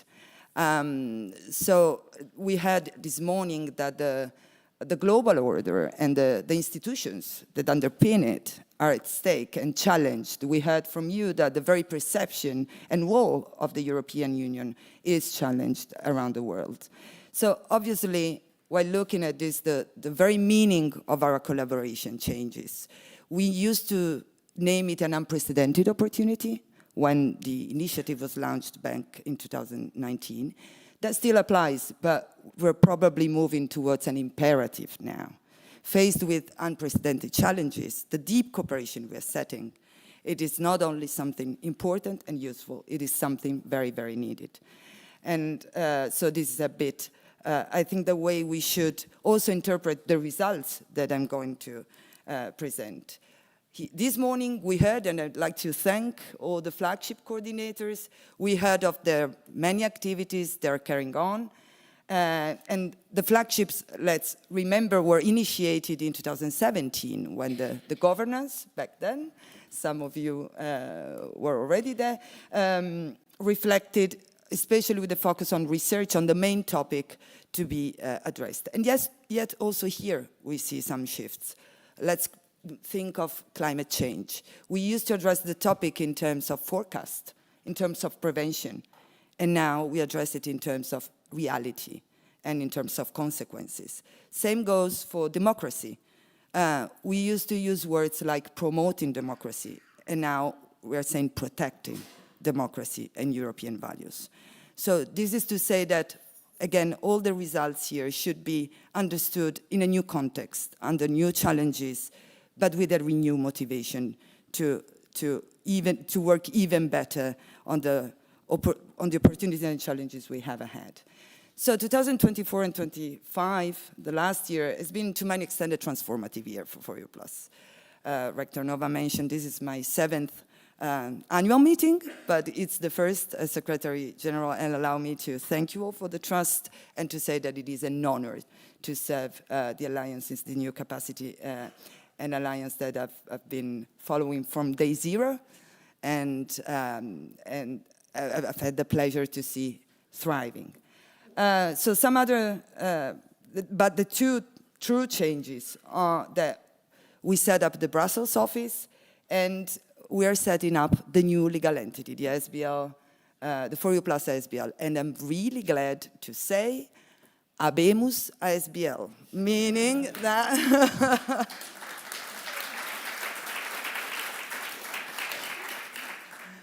after some cumbersome procedures, we got the confirmation last year that the ASBL has officially been registered. We have a company number, and we're ready now to complete the setting up. This will still take a bit in terms of other bureaucratic endeavors, I will call them, but we're on the good track and looking forward to really complete the transfer from Heidelberg to Brussels and set up the office there.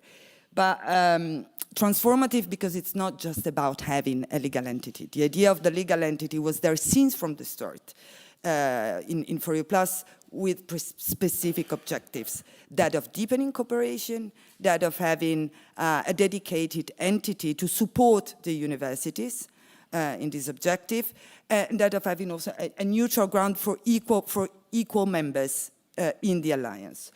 Being in Brussels is already making a difference. We see that daily. We see that in the informal and formal exchanges with stakeholders there, in our capacity to enter the policy cycle and dialogue even more effectively.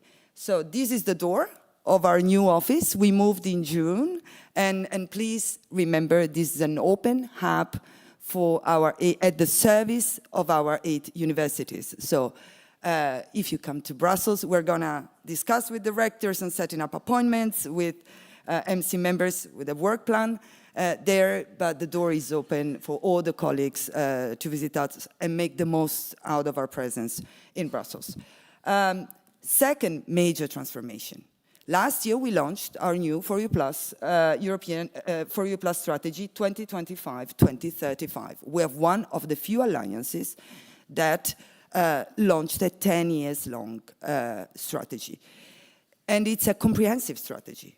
It contains 4 domains, and it covers all the university missions. Again, speaking for the willingness and the engagement of our rectors, of our university, to really build one comprehensive, research-intensive European university. Let's not take this for granted. It's not the case for all alliances, and we should be proud and even more committed to serve this vision. What has been interesting over the years, these years, to see how all the colleagues in the flagships, in the groups, are adjusting to the strategy and are already really using it as a compass to guide planning, to guide implementation, and to work together. So here I'm gonna, while working on the strategy, on the drafting back then, and now on the implementation, of course, we didn't start from scratch. We are building on a long path that started in 2019 with some projects. Here you see the For You Plus projects as of today. In green, you see those that are running. And in green, yeah, a bit more flashy. But let's not forget the previous projects that allow us to set up the framework for our cooperation. As to those running, a few words, I'll get back to the details. OneCore is, of course, our main project, the one that we engineered for us to serve as really the place where we build the architecture of the alliance. So in the project, we don't fund so much direct activities, but we have been working thoroughly on building the support, the guidelines, the integration of our universities for then being able to work on joint programs, etc. A few words on 2 other projects. One is For You For All. It's the community of practice gathering now 73 alliances. It's an EU-funded project, but it's much more than that. It started out as For You, so an informal community of alliances. It is now formalized, and we're very active in it. And it is important to bring our voice to the directions that we are taking. The investment pathways for Alliance is right now being discussed a lot in Brussels in the framework of the multi-annual financial framework discussions, the EU budget. And of course, it is very important for us to bring our perspectives to the table. As alliances, we work very well together, but we also know that we are diverse, and sometimes, and this is an absolute richness, but sometimes the needs are also different. And then I'll get back to it more in details, but we had a new project recently funded, Michi For You Plus project, and I'll say a few words on this. Now, on OneCore, we are all familiar with the structure of the project, so I'm not focusing too much on that, but which reflects what I was anticipating. The idea to work a lot on our services, guidance, support, and structures to link our universities with a dedicated package, work package to the flagships, and of course with a strong focus on education in this project, but where possible we always tried to link to research and other domains. Where we are, some highlights from the project from this year. Well, we had the midterm review of the project, which kept us busy, and I would like to thank all the colleagues and VUPI leaders and colleagues working in the task. It was a very intense moment, so we needed to report to the Commission, and we were evaluated against the process, and we successfully passed the midterm review with really minor adjustments, and I think we should be proud of this achievement. We're on the good track. And some highlights on the outcomes. We launched the Professional Learning Academy, new tools for governance. We've been working on new decision templates, on onboarding documents. Rector Novak talked about it. This is new for alliances. We are very young. We were created 7 years ago. 6 if we think officially. And of course, if we consider this in the history of higher education, that's yesterday. So, but we're seeing now the first changes, new faces, as you mentioned, so we're keeping ourselves to welcome as effectively as possible the new colleagues that will keep the alliance going. Support to joint programs, and I'll get back to that. We've been working, thanks to the VUG mobility, on mobility tracking tool to better our capacity to monitor our growing activities. Annual portfolio for the flagships, a new 4U+ brand identity. Thank you to the colleagues in VUG communication. So these are just some highlights, but OneCore is really delivering a lot of results. The new project, MICI 4U+, this was a peculiar call. So the Commission started to launch policy experimentation calls. This is relatively new under Erasmus, and we were the only alliance to manage to secure funding on the call, your policy experimentation call dedicated to micro-credentials. And I see here the PI, Sabine Botta-Rousseau, thank you for your work for steering this, the benefit of the alliance. And here you see the core VUPs, and there's an external advisory board. So what we're doing is really working on a pan-European framework for the design, recognition, and issuance of micro-credentials. This is, of course, in line with the changes we're seeing, with the Union of Skills being launched, and also with the shifting priorities within the universities. We see a greater engagement with lifelong learning, which stems from the awareness, given the context, the changing context in which we are, that universities should now play a different role than in the past. And I think Rector Loiba underlined that very well this morning. So it's about keeping producing knowledge, but it's also about becoming really active and proactive in policy dialogue, in outreach, in service to society. Then this is a feature of our alliance. And thanks to our rectors, we invest a lot of our own resources and our own money in internally funded calls. This year, yesterday, at the management committee, the funding for the educational projects that were created back in 2019 and has been sustained was discussed and approved. So we keep sustaining very promising educational projects that are delivering impressive results. The 4U+ co-tutel were mentioned. The Geneva outreach projects are going on. We heard about the SDG Olympiad this morning, and others.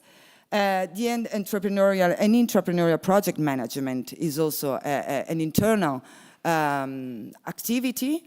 It just took place. The edition 2025 just took place here in Geneva, and it's very successful and very participated.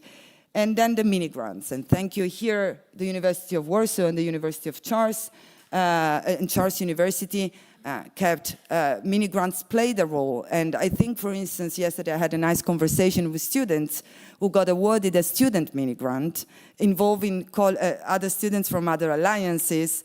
And it's always really exciting to see their engagement and what they can bring to the Alliance.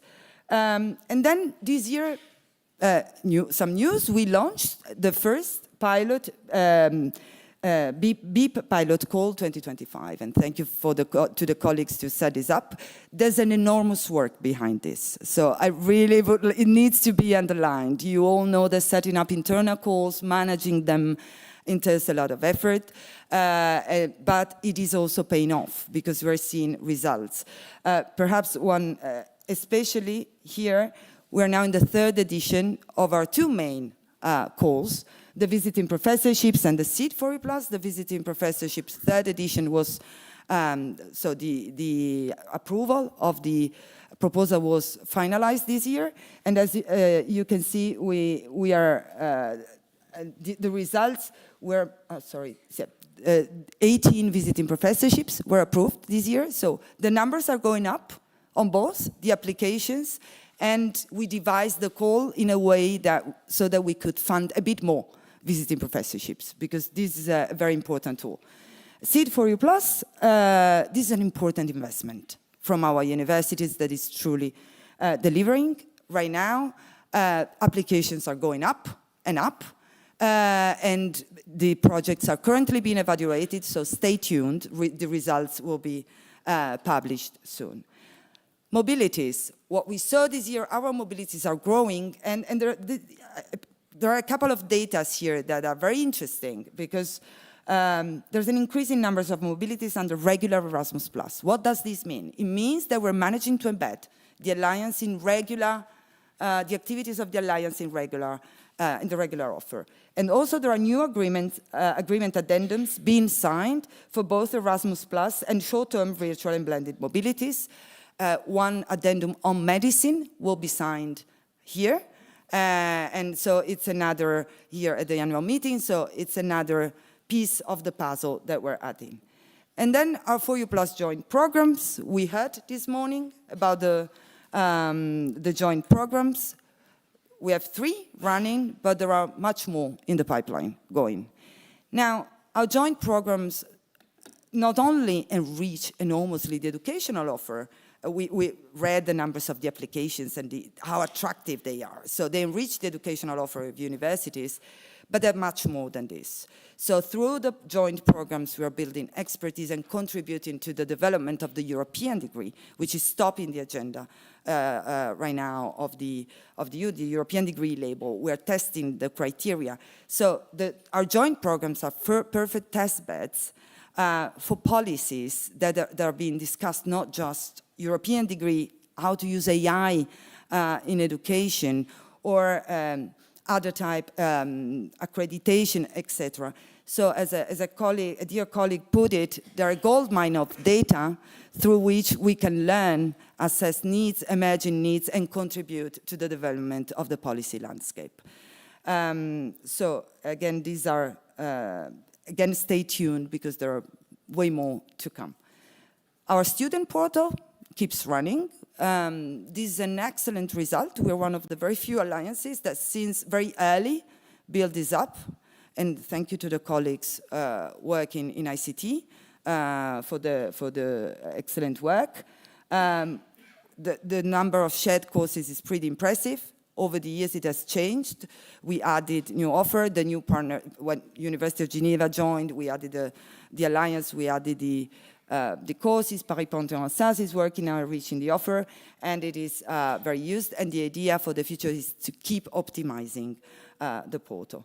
Now, what do we have ahead? Ahead, we have finalizing the transfer of our legal entity as anticipated to make us even more efficient. But I'd like to thank the team in Heidelberg and the team in Brussels. For a year, we're going to run, for the next year, we're still going to run 2 associations in parallel. So the work of everyone here is really precious. And I take the occasion again to really thank the teams for the work on it.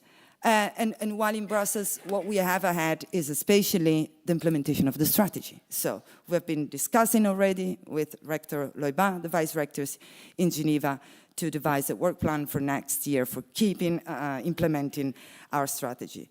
So allow me to close by saying that we've used an hashtag in the past years that is growing together. It absolutely still applies. We keep growing together, but the feeling for the next year and for the next 2 years is that we're at the tipping point here. So we saw that the transformational capacity, and I think in the next year, 2 years, we really have the chance not just to grow, but to transform, to really bring deep collaboration to the next level.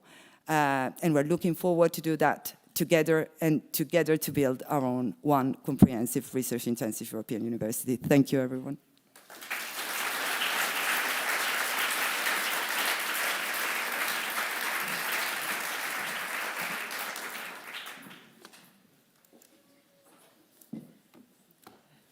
Thank you very much, Elena, for this update. There is so much going on in the Alliance that I think it's always nice to have this kind of big overview of everything that's going on. I now have the pleasure to welcome to the stage Bernie Eisenknopf, Chair of the Academic Council. Let's give him a warm welcome. Thank you, dear rectors, dear colleagues, dear students. First of all, should put this higher. Yes, I'm a little bit taller than. Sorry for that, Helena. Yeah, well, first of all, thanks a lot to our host. Where are they all? Here in the room. There she is, yes, for organizing this excellent meeting.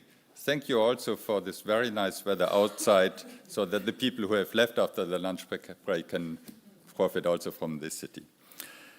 Well, it's about 14 months ago, so a little bit more than a year that I have made some comments about what was going on in the Academic Council. Many things happened, of course, and I selected a few highlights. First, we prepared a report on student representation within 4U+, and that work began a little bit earlier in the summer of 2024, and we examined how students are represented at each of our institutions and looked at practices in other European university alliances. And from this, 2 different models emerged. There were institutions where students, academic staff, and other staff meet together in shared governance bodies, and institutions where student-only bodies and academic councils operate separately. Well, 4U+ is bringing together different cultures. Both systems ensure that students can make their voices heard. Neither of it is inherently better. And so we brought this together, and we have student members in the Academic Council and in the dedicated student committee. While there's still a little bit lack of clear guidance about which issues belong where, and that has from time to time led to some misunderstandings. And so now we have, over the last year, elaborated, and this is, I guess, the chair of the student committee will comment on it, a new mandate for the student committee. In the statutes of the 4U+ Alliance, it is the Academic Council who has to safeguard the role of students in all 4U+ activities, so this is why we were looking at this.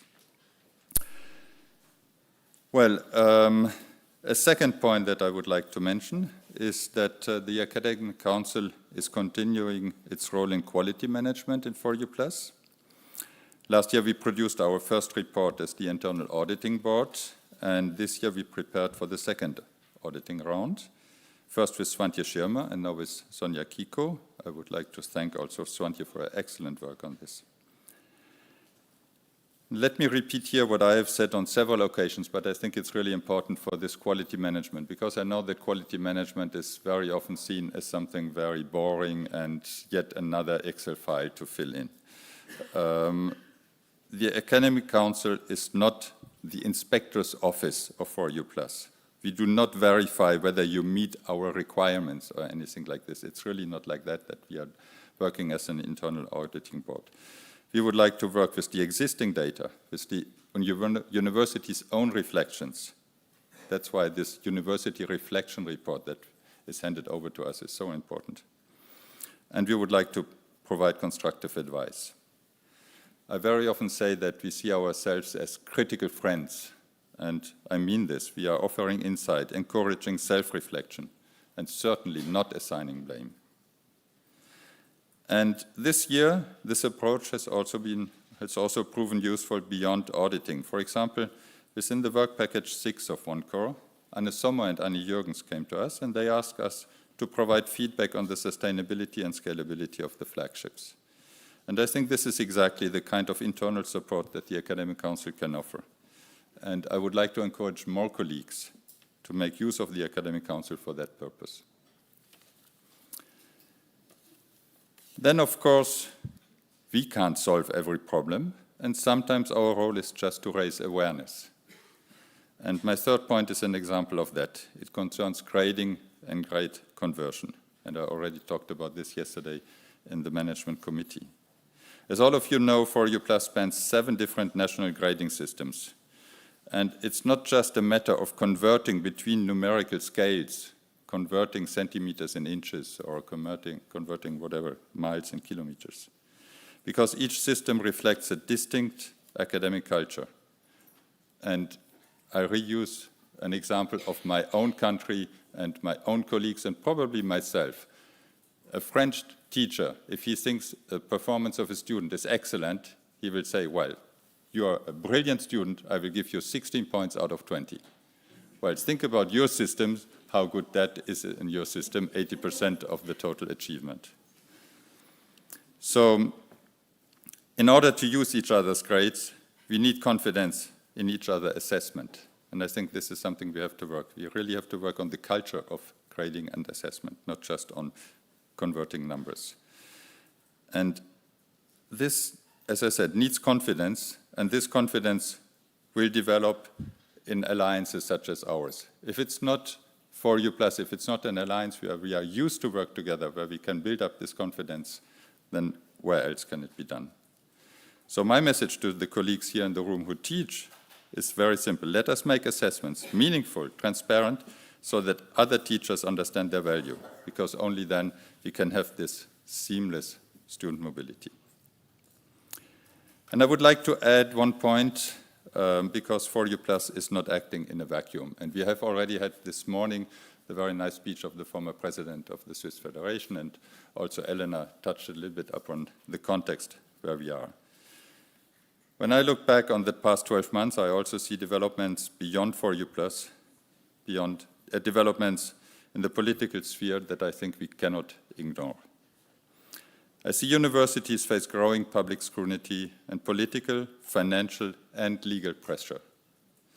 And let me mention just one striking example: the withdrawal of government funding from a university because it judged the institution too close to student protests supporting Palestine. What university do you think of?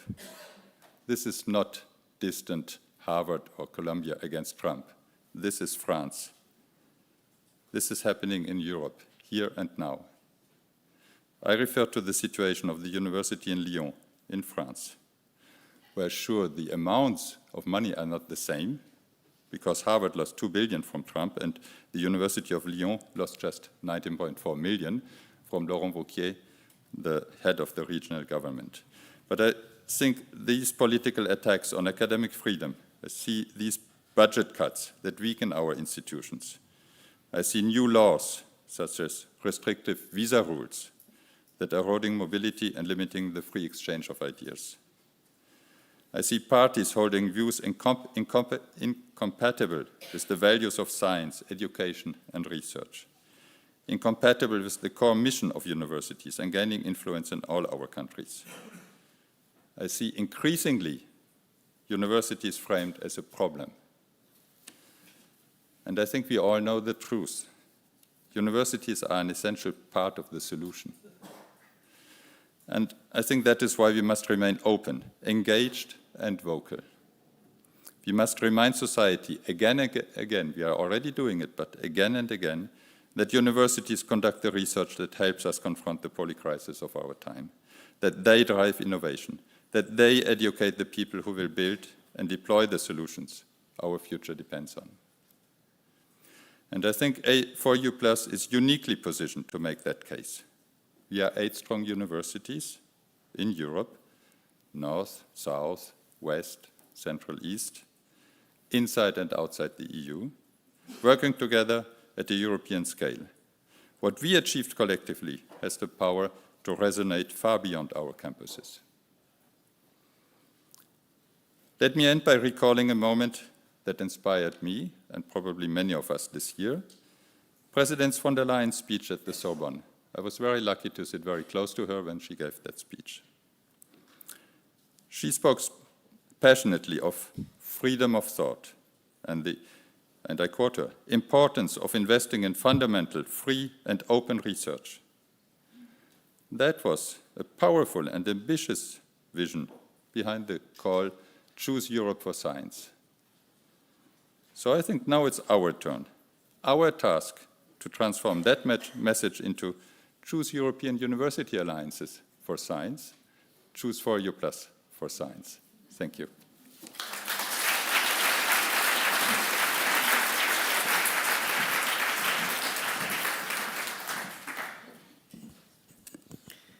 Thank you very much, Bernie, for guiding the Academic Council so effectively and for sharing with us the important work you've been doing over the last 14 months. And now, last but not least, I will welcome to the stage Sasha Green, Chair of the Student Committee.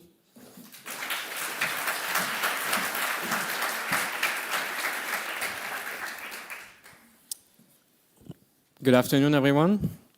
Madame la rectrice de l'Université de Genève, merci pour votre accueil. Merci aussi au local office pour tout votre investissement. Directors of the 4U+ universities, dear 4U+ community. I'm very happy to speak to you all today to present to you the 2025 report of the 4U+ Student Committee. My name is Sasha Green. I'm a master's student in European Studies at Sorbonne Université, and I have had the honor to lead the Student Committee of the Alliance for the past 14 months. Alongside also Manon Sardon, which is a PhD candidate from Université Paris Panthéon-Assas. And in this picture, you can also see most of our members. Some of them are present in the room. They can raise their hands so you can maybe identify them, but I think we all know them yet.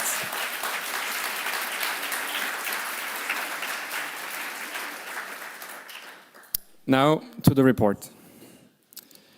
So since the last annual meeting, we underwent a lot of changes in the organization of the student committee. So allow me to present them to you. I want to show you what we worked on and especially what changed from last year. We found 3 ways to grow as a student body this year, and this year was focused more on the internal organization before creating new projects. We needed a solid structure embedded in the whole alliance 6 years after the official creation of the alliance, because we felt like we had the need to reflect on our organization and to set up ways for improvement. We succeeded through 3 simple steps: simplification, organization, and officialization. It wasn't rocket science, but believe me, it went a really long way. So first, we removed the Student Executive Committee from the structure of the Alliance in order to help the 4U+ community identify our student body in an easiest way, and also to remove some kind of a burden that had, not really any benefits, and we thought it was clear to only keep the student committee so everyone could be involved at the same level as student representatives in the Alliance. On an organizational side, our meetings also changed drastically. We met every month at a set time, the 3rd Wednesday of each month for 1 hour, no more, no less. And we also had the pleasure to hold an on-site meeting held by Sorbonne Université and Université Paris-Panthéon-Assas in March, because student representatives, as all the people included in the Alliance, need to see each other physically in order to work efficiently and to produce changes. The way we divided our meetings was simple. Half of them were devoted to current affairs, news, opinions, missions, projects, and the other half, which was a new thing, was devoted to meet with all the Alliance stakeholders.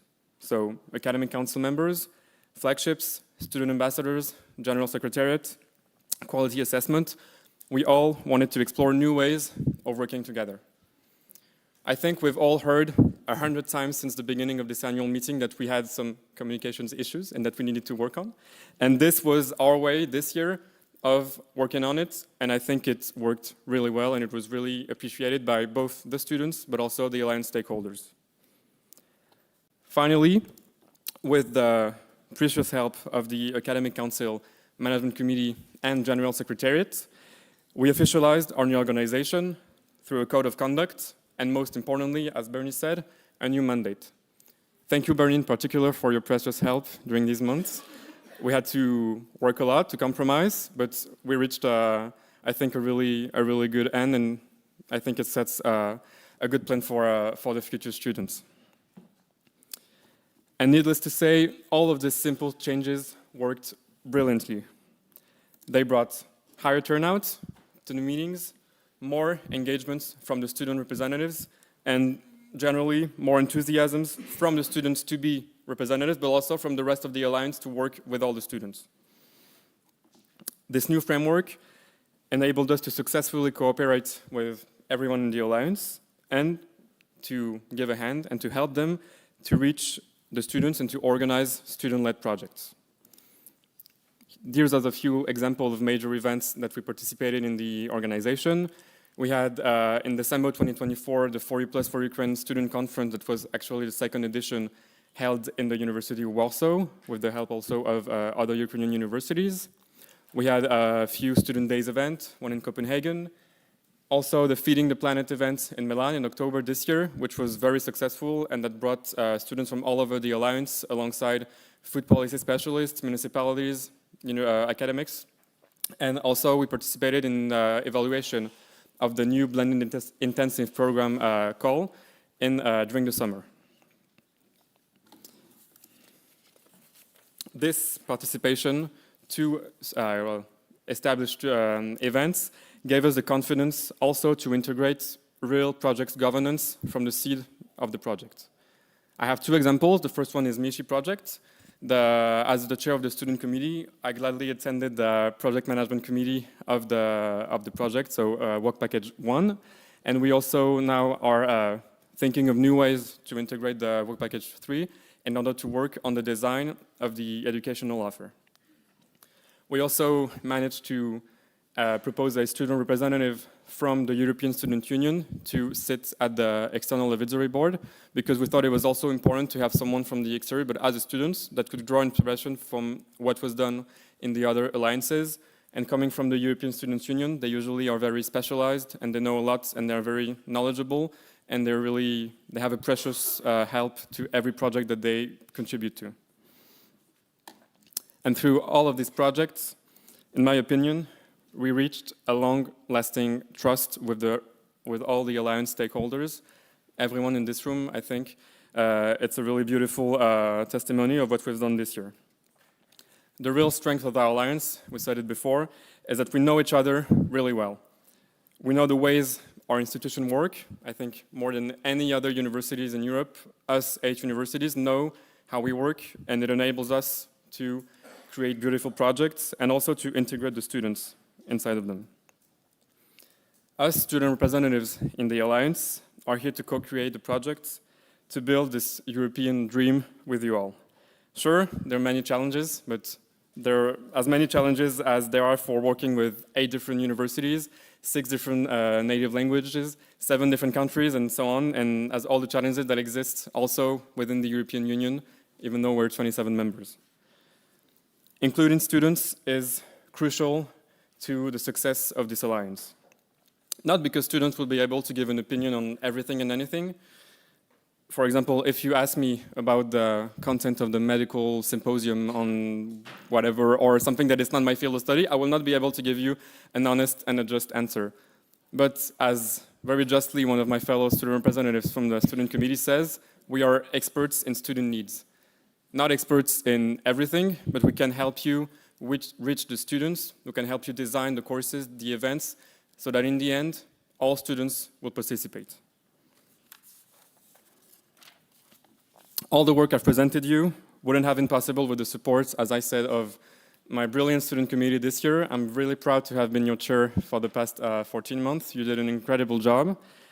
And I'm really proud of the job we have done together. I think we grew a lot, and it's only successful, in my opinion. I also would like to thank all of the people we worked with this year. I worked with a lot of people in this room, but especially Elena, for your tireless support and trust in the students' ideas, and always for pushing us to evolve and never putting any barriers to our engagement. Before leaving, I want to say that among all the positions I have held as a student representative, this one was by far the most fascinating, exciting, but also rewarding one. Seeing a project come to life, seeing students from 7 different countries come together and work on a project and enjoy the project is, I think, the reason why we do this all. When I was in Milan for the Feeding the Planet event, it was actually one of the first time when I saw students that were not involved really in the governance of the Alliance take part in the project and enjoying it. And I think we all had the same reaction when we saw those students present their work to the municipalities, how they were happy, how the course, the online course before, had been successful. We all realized that this moment was what we were working on all the time. Also, being a student representative in the European Alliance has hardly anything to do with what it's like being a student representative at home. It's very different, but it's also what makes it so incredible, in my opinion. Having the space to innovate, to propose new ideas, to change also the structures. This is only 6 years old. Our institutions are centuries old for most of them. And in my opinion, this is an incredible opportunity for students to engage and to broaden their horizons. So I will leave you with those few words. Let's not forget who we do this for every day, for the students. And if it were not for the students, we would all be jobless and we wouldn't have a job. And also what unites us and what's the goal in the end at the roots of the Alliance is to share our European values and to come together to promote democracy, openness, education. So before leaving, I want to introduce you to the new chair of the student committee, Céline Borga, if she can come to the scene. She's a University of Geneva native.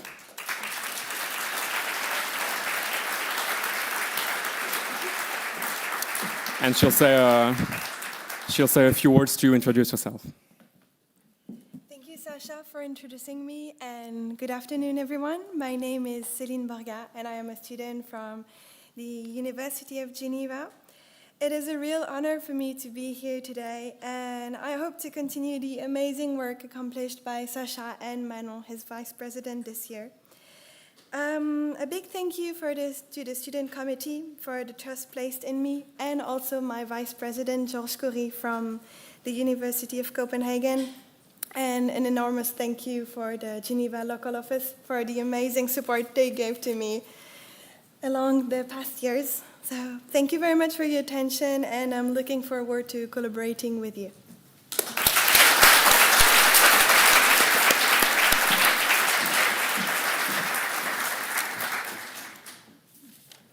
Thank you so much, and enjoy the rest of the day.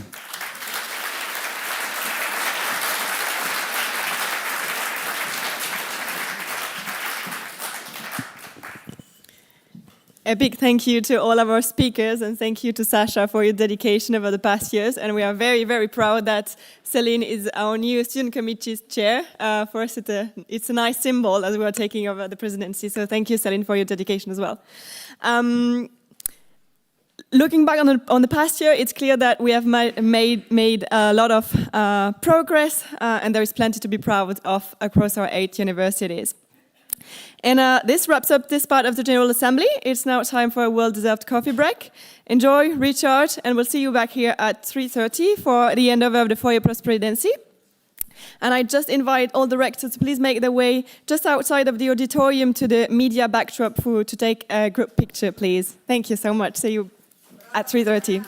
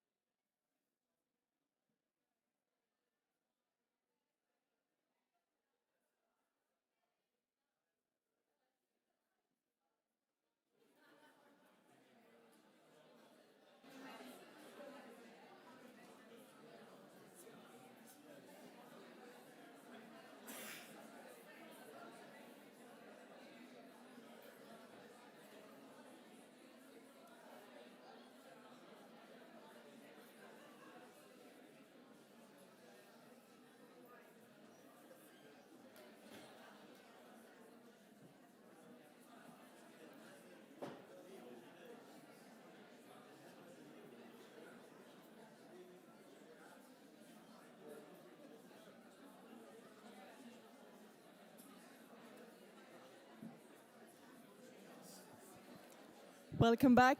Oh. Well.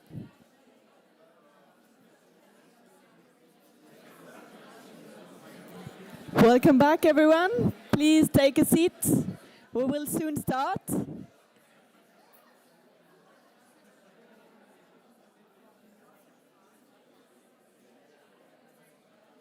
C'est l'heure suisse, hein, il faut être à l'heure.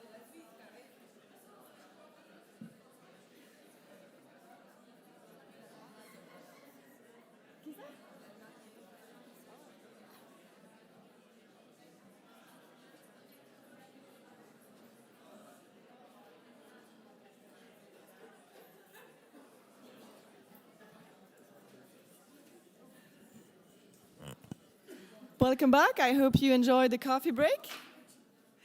We now come to a very special moment, the handover of the 4 Year Plus presidency. And as we have just taken a step back and reflected over the past year during the General Assembly, I would like to start by giving a big thank you to University of Warsaw, and perhaps especially to the colleagues at the 4 Year Plus local office for the fantastic organization of last year's annual meeting and for the amazing work they've done throughout the year. They've set the bar high and it's going to be a tough act to follow, so thank you to them.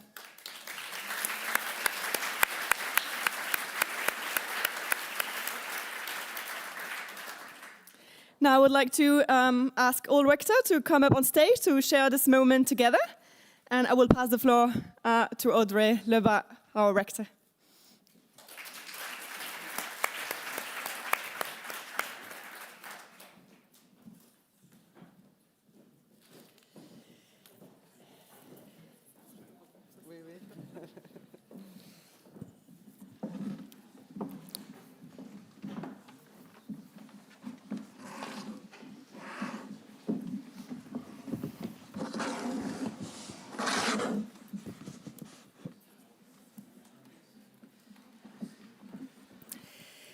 It is a pleasure to be here for this handover of the presidency. I would like to warmly thank the rector of the University of Warsaw, Professor Alois Novak, for this past year. Your leadership has brought us closer and has built real trust between our universities. We are truly grateful for your work and for the clear spirit in which you have guided the Alliance. I suggest a round of applause.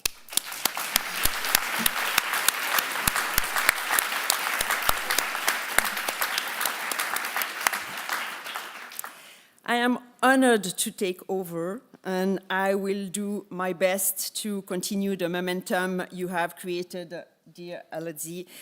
Thank you again. And thank you to all the rectors and presidents for your trust and for your support. Regarding the future, I can announce that next year I will be handing over the responsibility to the University of Paris Panthéon-Assas and its president, Stéphane Braconnier.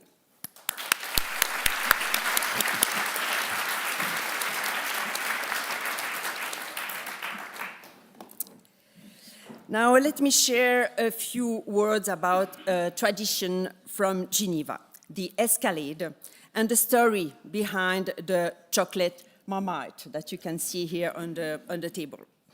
Every December, on the night of the 11th, Geneva celebrates the escalade. It marks the night of 1602 when the city stopped a surprise attack from the Savoyard troops.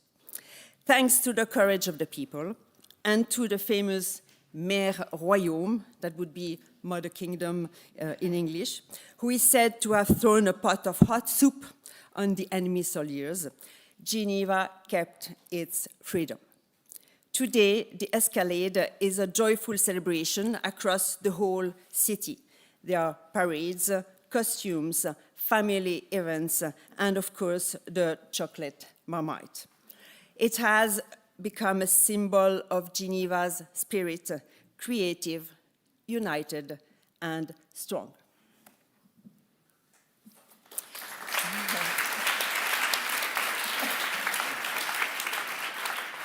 I would like now to give you a small present. Thank you.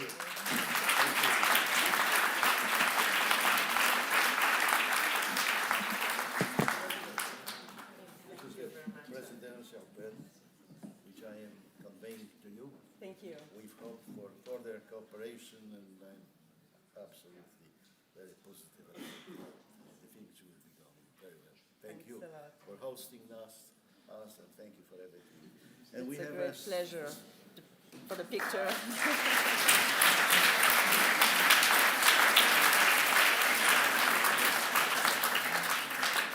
And we have a picture of the University of Warsaw. Oh, wonderful. Yes, the gate saying that the doors, the gate, is open for you and will be always open for you and for our colleagues and for your students, faculty members. Thank you.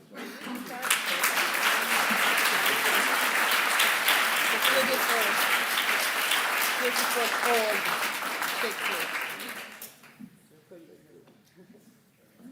Thank you. So,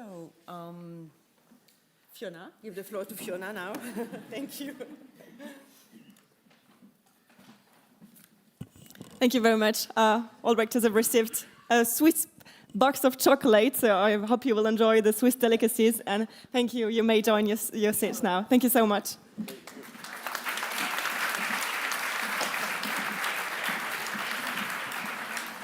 Thank you.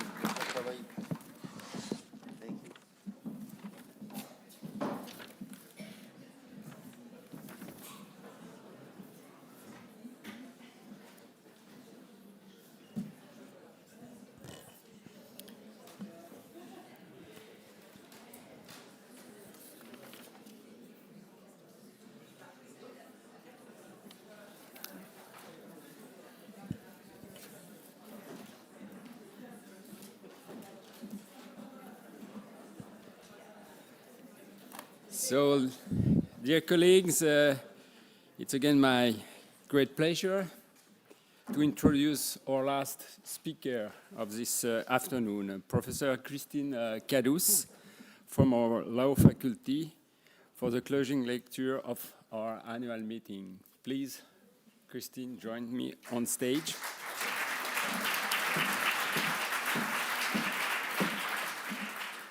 So Professor Cadous holds the Jean Monnet Chair.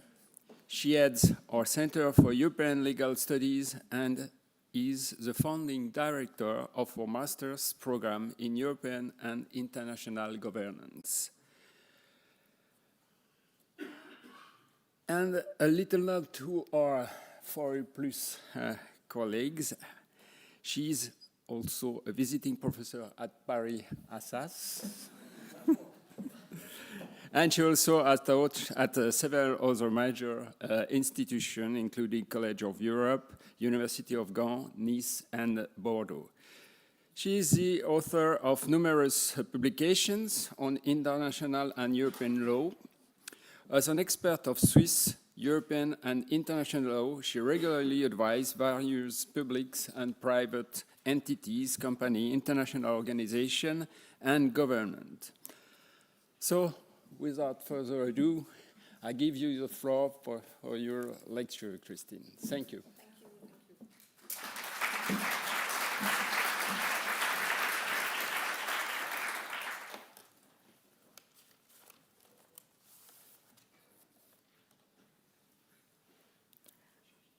Madame la rectrice, mesdames et messieurs les rectrices et recteurs des universités de 4EU Alliance Plus, it is a privilege to stand before you today at this moment where the Swiss-European Union relationship is at the heart of the political discussions, at least internally in Switzerland. Maybe not within the European Union, but still in Switzerland, it's a very high-level topic because we will have to vote probably in 2027 on the bilaterals free.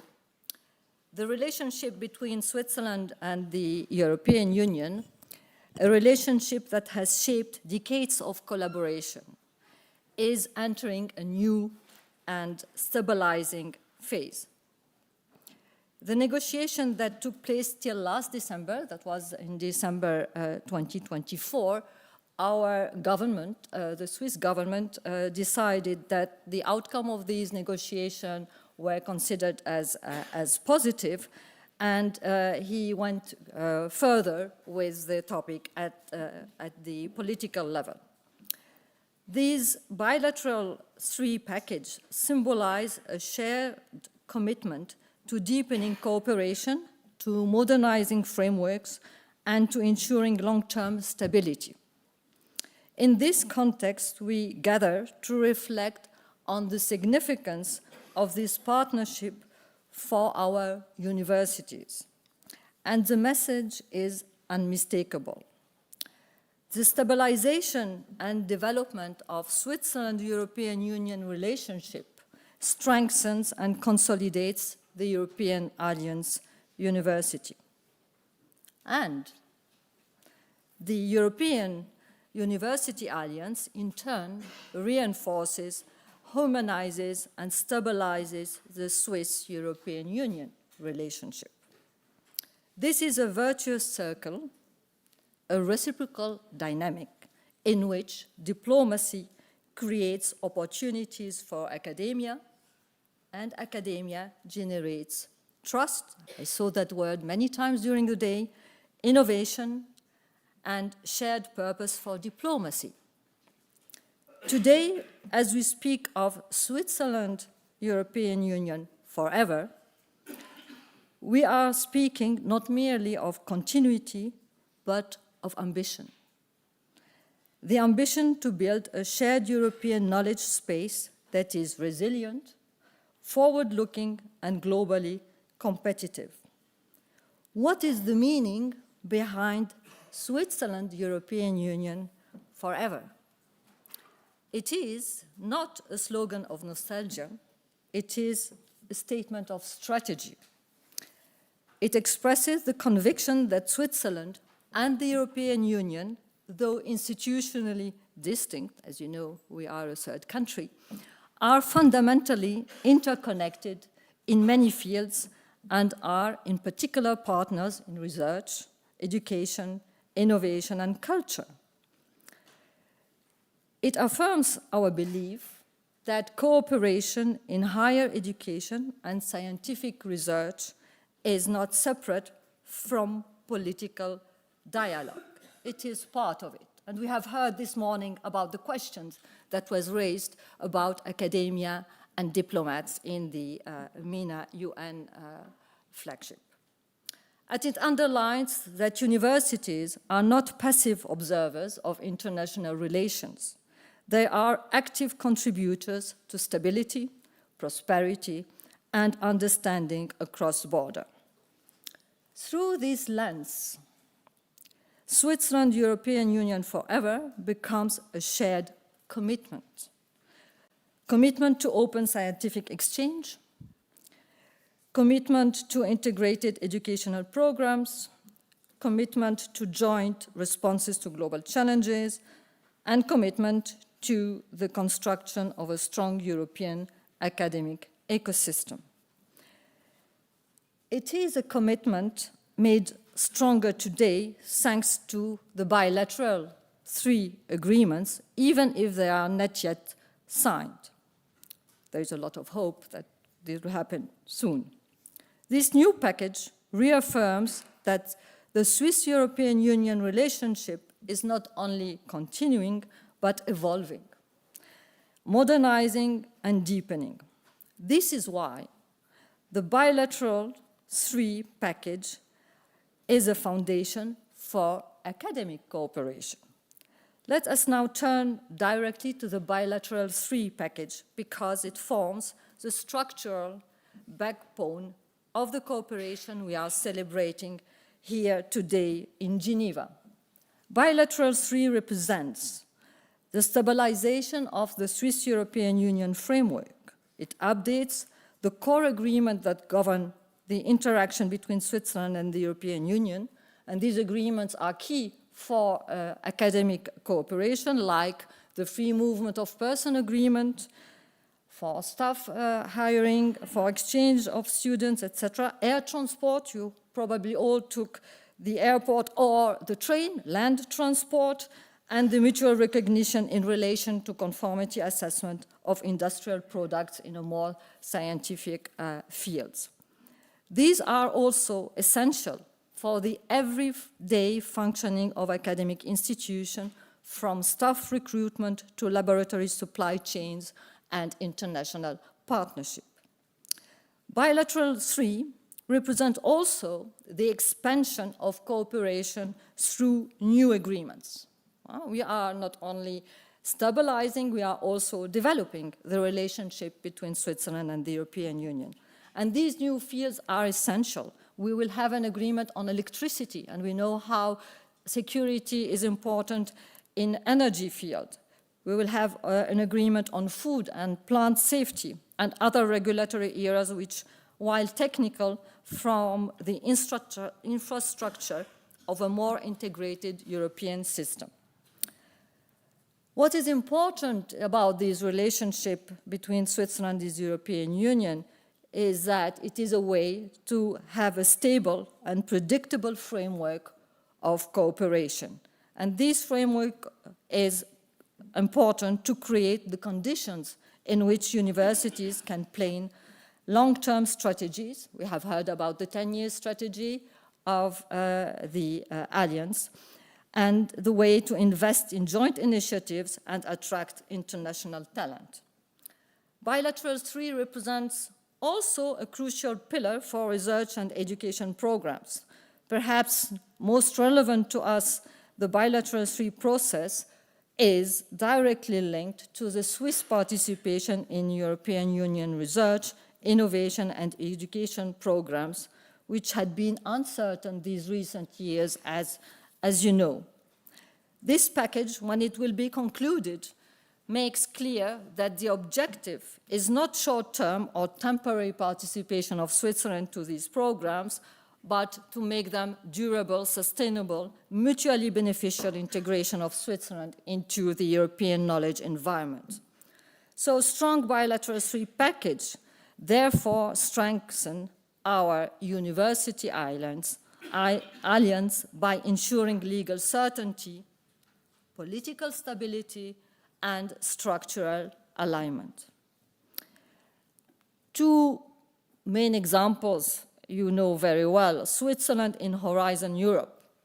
The European research ecosystem is built on collaboration, scale is very important, and excellence. Horizon Europe, the world's largest multinational research program with a budget exceeding 90 billion euro, is the centerpiece of that ecosystem. The decision formalized very recently, this month, 2025, signature of this agreement, that Switzerland will participate fully in Horizon Europe and its associated programs retroactively from the 1st of January 2025, and this represents a turning point for Swiss universities. It restores Switzerland's full role in European research leadership. Swiss institutions can again coordinate consortia, lead flagship projects, and participate at every level of European scientific cooperation. Switzerland in Horizon Europe will allow a strengthening of the European research era as such. Swiss excellence in fields like life sciences, physics. I know that some of you have very good contact with our two EPFL and EPFZ, but University of Geneva is also having an important role in this. So physics, climate research, engineering, digital innovation, all this enriches the entire continent. Switzerland in Horizon Europe ensures predictability for universities. Horizon Europe project often span several years, and this requires stable partnerships. The restoration of Swiss participation gives European alliances, including our own, the continuity they need. The participation of Switzerland in Horizon Europe also creates a level playing field for talent mobility.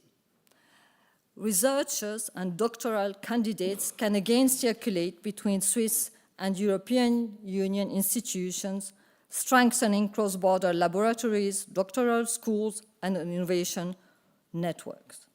Simply put, Horizon Europe is the research framework that gives the European University Alliance its scientific backbone. And Swiss participation is essential to its strength. Let's have a brief look at Erasmus+, my second example. Alongside Horizon Europe, the Erasmus Plus program is Europe's most powerful engine of mobility. Not only mobility, cultural exchange, and educational cooperation. It gives students the opportunity to learn in new environments, to develop intercultural competencies, acquire language skills, and build lifelong ties. It enables also integrated curricula and joint degrees.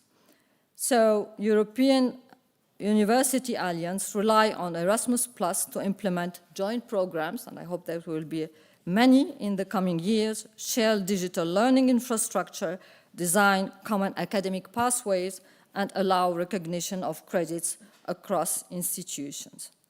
It also strengthens staff mobility, so not only students, but also staff mobility of universities and cooperation. Academic and administrative staff exchanges enhance institution innovation and strengthen the governance of international alliances. Multicultural is also important in governing bodies of different institutions. It also fosters inclusion and reduces inequalities. Erasmus Plus today supports a broader range of students, including those from disadvantaged backgrounds, ensuring that mobility becomes a right rather than a privilege. Swiss participation in Erasmus is thus a key pillar in the development of our university island. Now, a couple of words on the alliance itself. European universities have always collaborated. This is nothing very new. But the European Union Alliance, University Alliance, represent a new transformative model. And if you allow me, I did a very brief remark this morning, sitting to one person in the first rank, saying that the excellence and the force of these 8 universities is remarkable. And I think, and I have heard from the Secretary General, that there is a transformative model that is in preparation. Within this framework, universities commit to developing shared educational programs, offering joint degrees, pooling research infrastructure, integrating mobility into every level of study, and designing common strategies for digitalization, sustainability, and social responsibility. But this model requires trust, very important, long-term investment, and predictable political frameworks, as well as legal certainty. And this is precisely what Bilateral 3 package will provide. Will provide for Switzerland a participation in such alliances is not simply beneficial, it is essential for Switzerland and for Swiss universities. It ensures that Swiss institutions remain central actors in Europe's innovation landscape, shaping rather than observing the evolution of the European knowledge era. For the European Union, Swiss participation enriches diversity, adds scientific strength, and reinforces a shared sense of mission. Thus, the alliance strengthens the relationship, the Swiss-European relationship, and the Swiss-European relationship strengthens the islands. Then you have the meaning of the title of this lecture. The Alliance is also a way of facing global challenges, a way of facing global challenges together. The challenges that Europe faces today, climate change, digital transformation, artificial intelligence, energy security, public health, democratic resilience, cannot be resolved by institutions acting in isolation. These challenges, cross-border research, interdisciplinary collaboration, large-scale infrastructure, data sharing frameworks, shared commitment to evidence-based policy. These challenges are the one that the European University Alliance has to face, and this alliance provides the academic architecture for this cooperation. The bilateral 3 package, Swiss-European Union, provide the legal and political foundations. And the programs like Horizon Europe or Erasmus+ provide the financial and operational backbone. Together, they will make it possible not only to respond to global challenges, but to shape the solutions proactively. And we have heard proactively a couple of times this afternoon. And now, what is our vision for the next decades? Let us imagine what Switzerland European Union forever could truly mean in the decades ahead. It would mean students moving freely and confidently across our institutions as part of a shared European campus. Let's dream a bit, not only in Europe, but also in Asia and in other places around the world. Research networks connecting laboratories, data centers, and expertise from Prague, Warsaw, Copenhagen, Heidelberg, Milano, Sorbonne University, Paris Panthéon-Assas to Geneva. Joint doctoral schools producing future leaders fluent in intercultural cooperation. Universities coordinating innovation ecosystems that span entire regions and industry. A Europe where knowledge circulates freely, where collaboration is institutionalized, and where education is a unifying force. This vision is not abstract. It is the logical outcome of the frameworks we are strengthening today: Bilateral 3, Horizon Europe, Erasmus+, and the European University Alliance. As a conclusion, ladies and gentlemen, let us return to the central insight that frames our gathering. The stabilization and development of the Switzerland-European Union relationship embodied in this new package of bilateral agreements strengthens and consolidates the European Alliance. And in turn, the European Alliance strengthens and stabilizes the Switzerland-European Union relationship, giving it purpose, depth, and human connection. This reciprocal dynamic is not only beneficial, it is necessary, because a resilient Europe, a Europe capable of leading in research, education, innovation, sustainability, and democracy, will be built not only by political agreements, but by academic cooperation, by shared knowledge, and by people who work together across borders.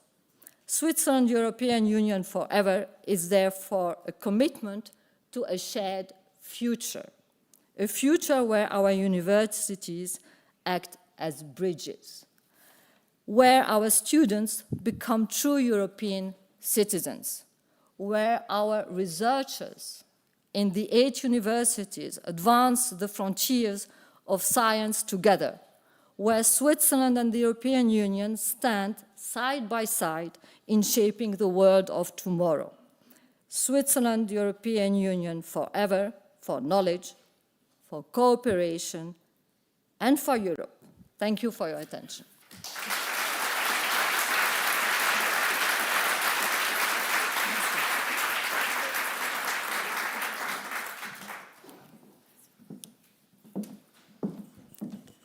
Thank you very much, Professor Cadus, for taking the time to share your expertise with us. And we cross our fingers for a bright future in Switzerland-European Union relationships. What a day it has been. From the very first session, we've seen our alliance is coming together to tackle global challenges, share knowledge, and develop collective solutions that make a real impact.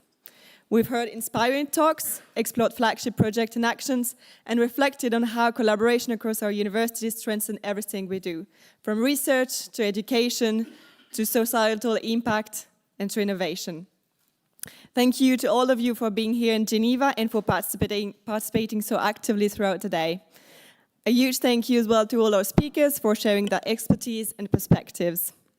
I would also like to warmly thank the University of Geneva Rectorate for their continuous support in the organization of this event. And I would also like to give a special thank you to Noria Meslev, Head of International Relations and Partnership Office, and to Stéphane Berthet, Vice Rector for International Relations and Interinstitutional Relations for their continuous support. And of course, I want to conclude by expressing my gratitude to the small yet amazing 4-year-plus local office here at the University of Geneva. Melanie Poir, Yachu Young, this event would not have been possible without your hard work, dedication, and patience over the last few months. Thank you.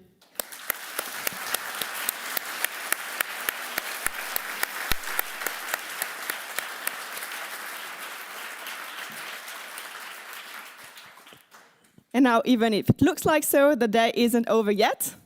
For the flagship, the cross-flagship meeting will start at 4:15.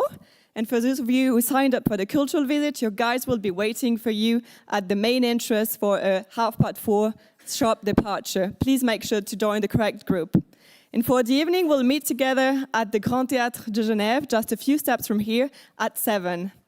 Thank you once again for a wonderful day of exchange, collaboration, and inspiration. See you tonight.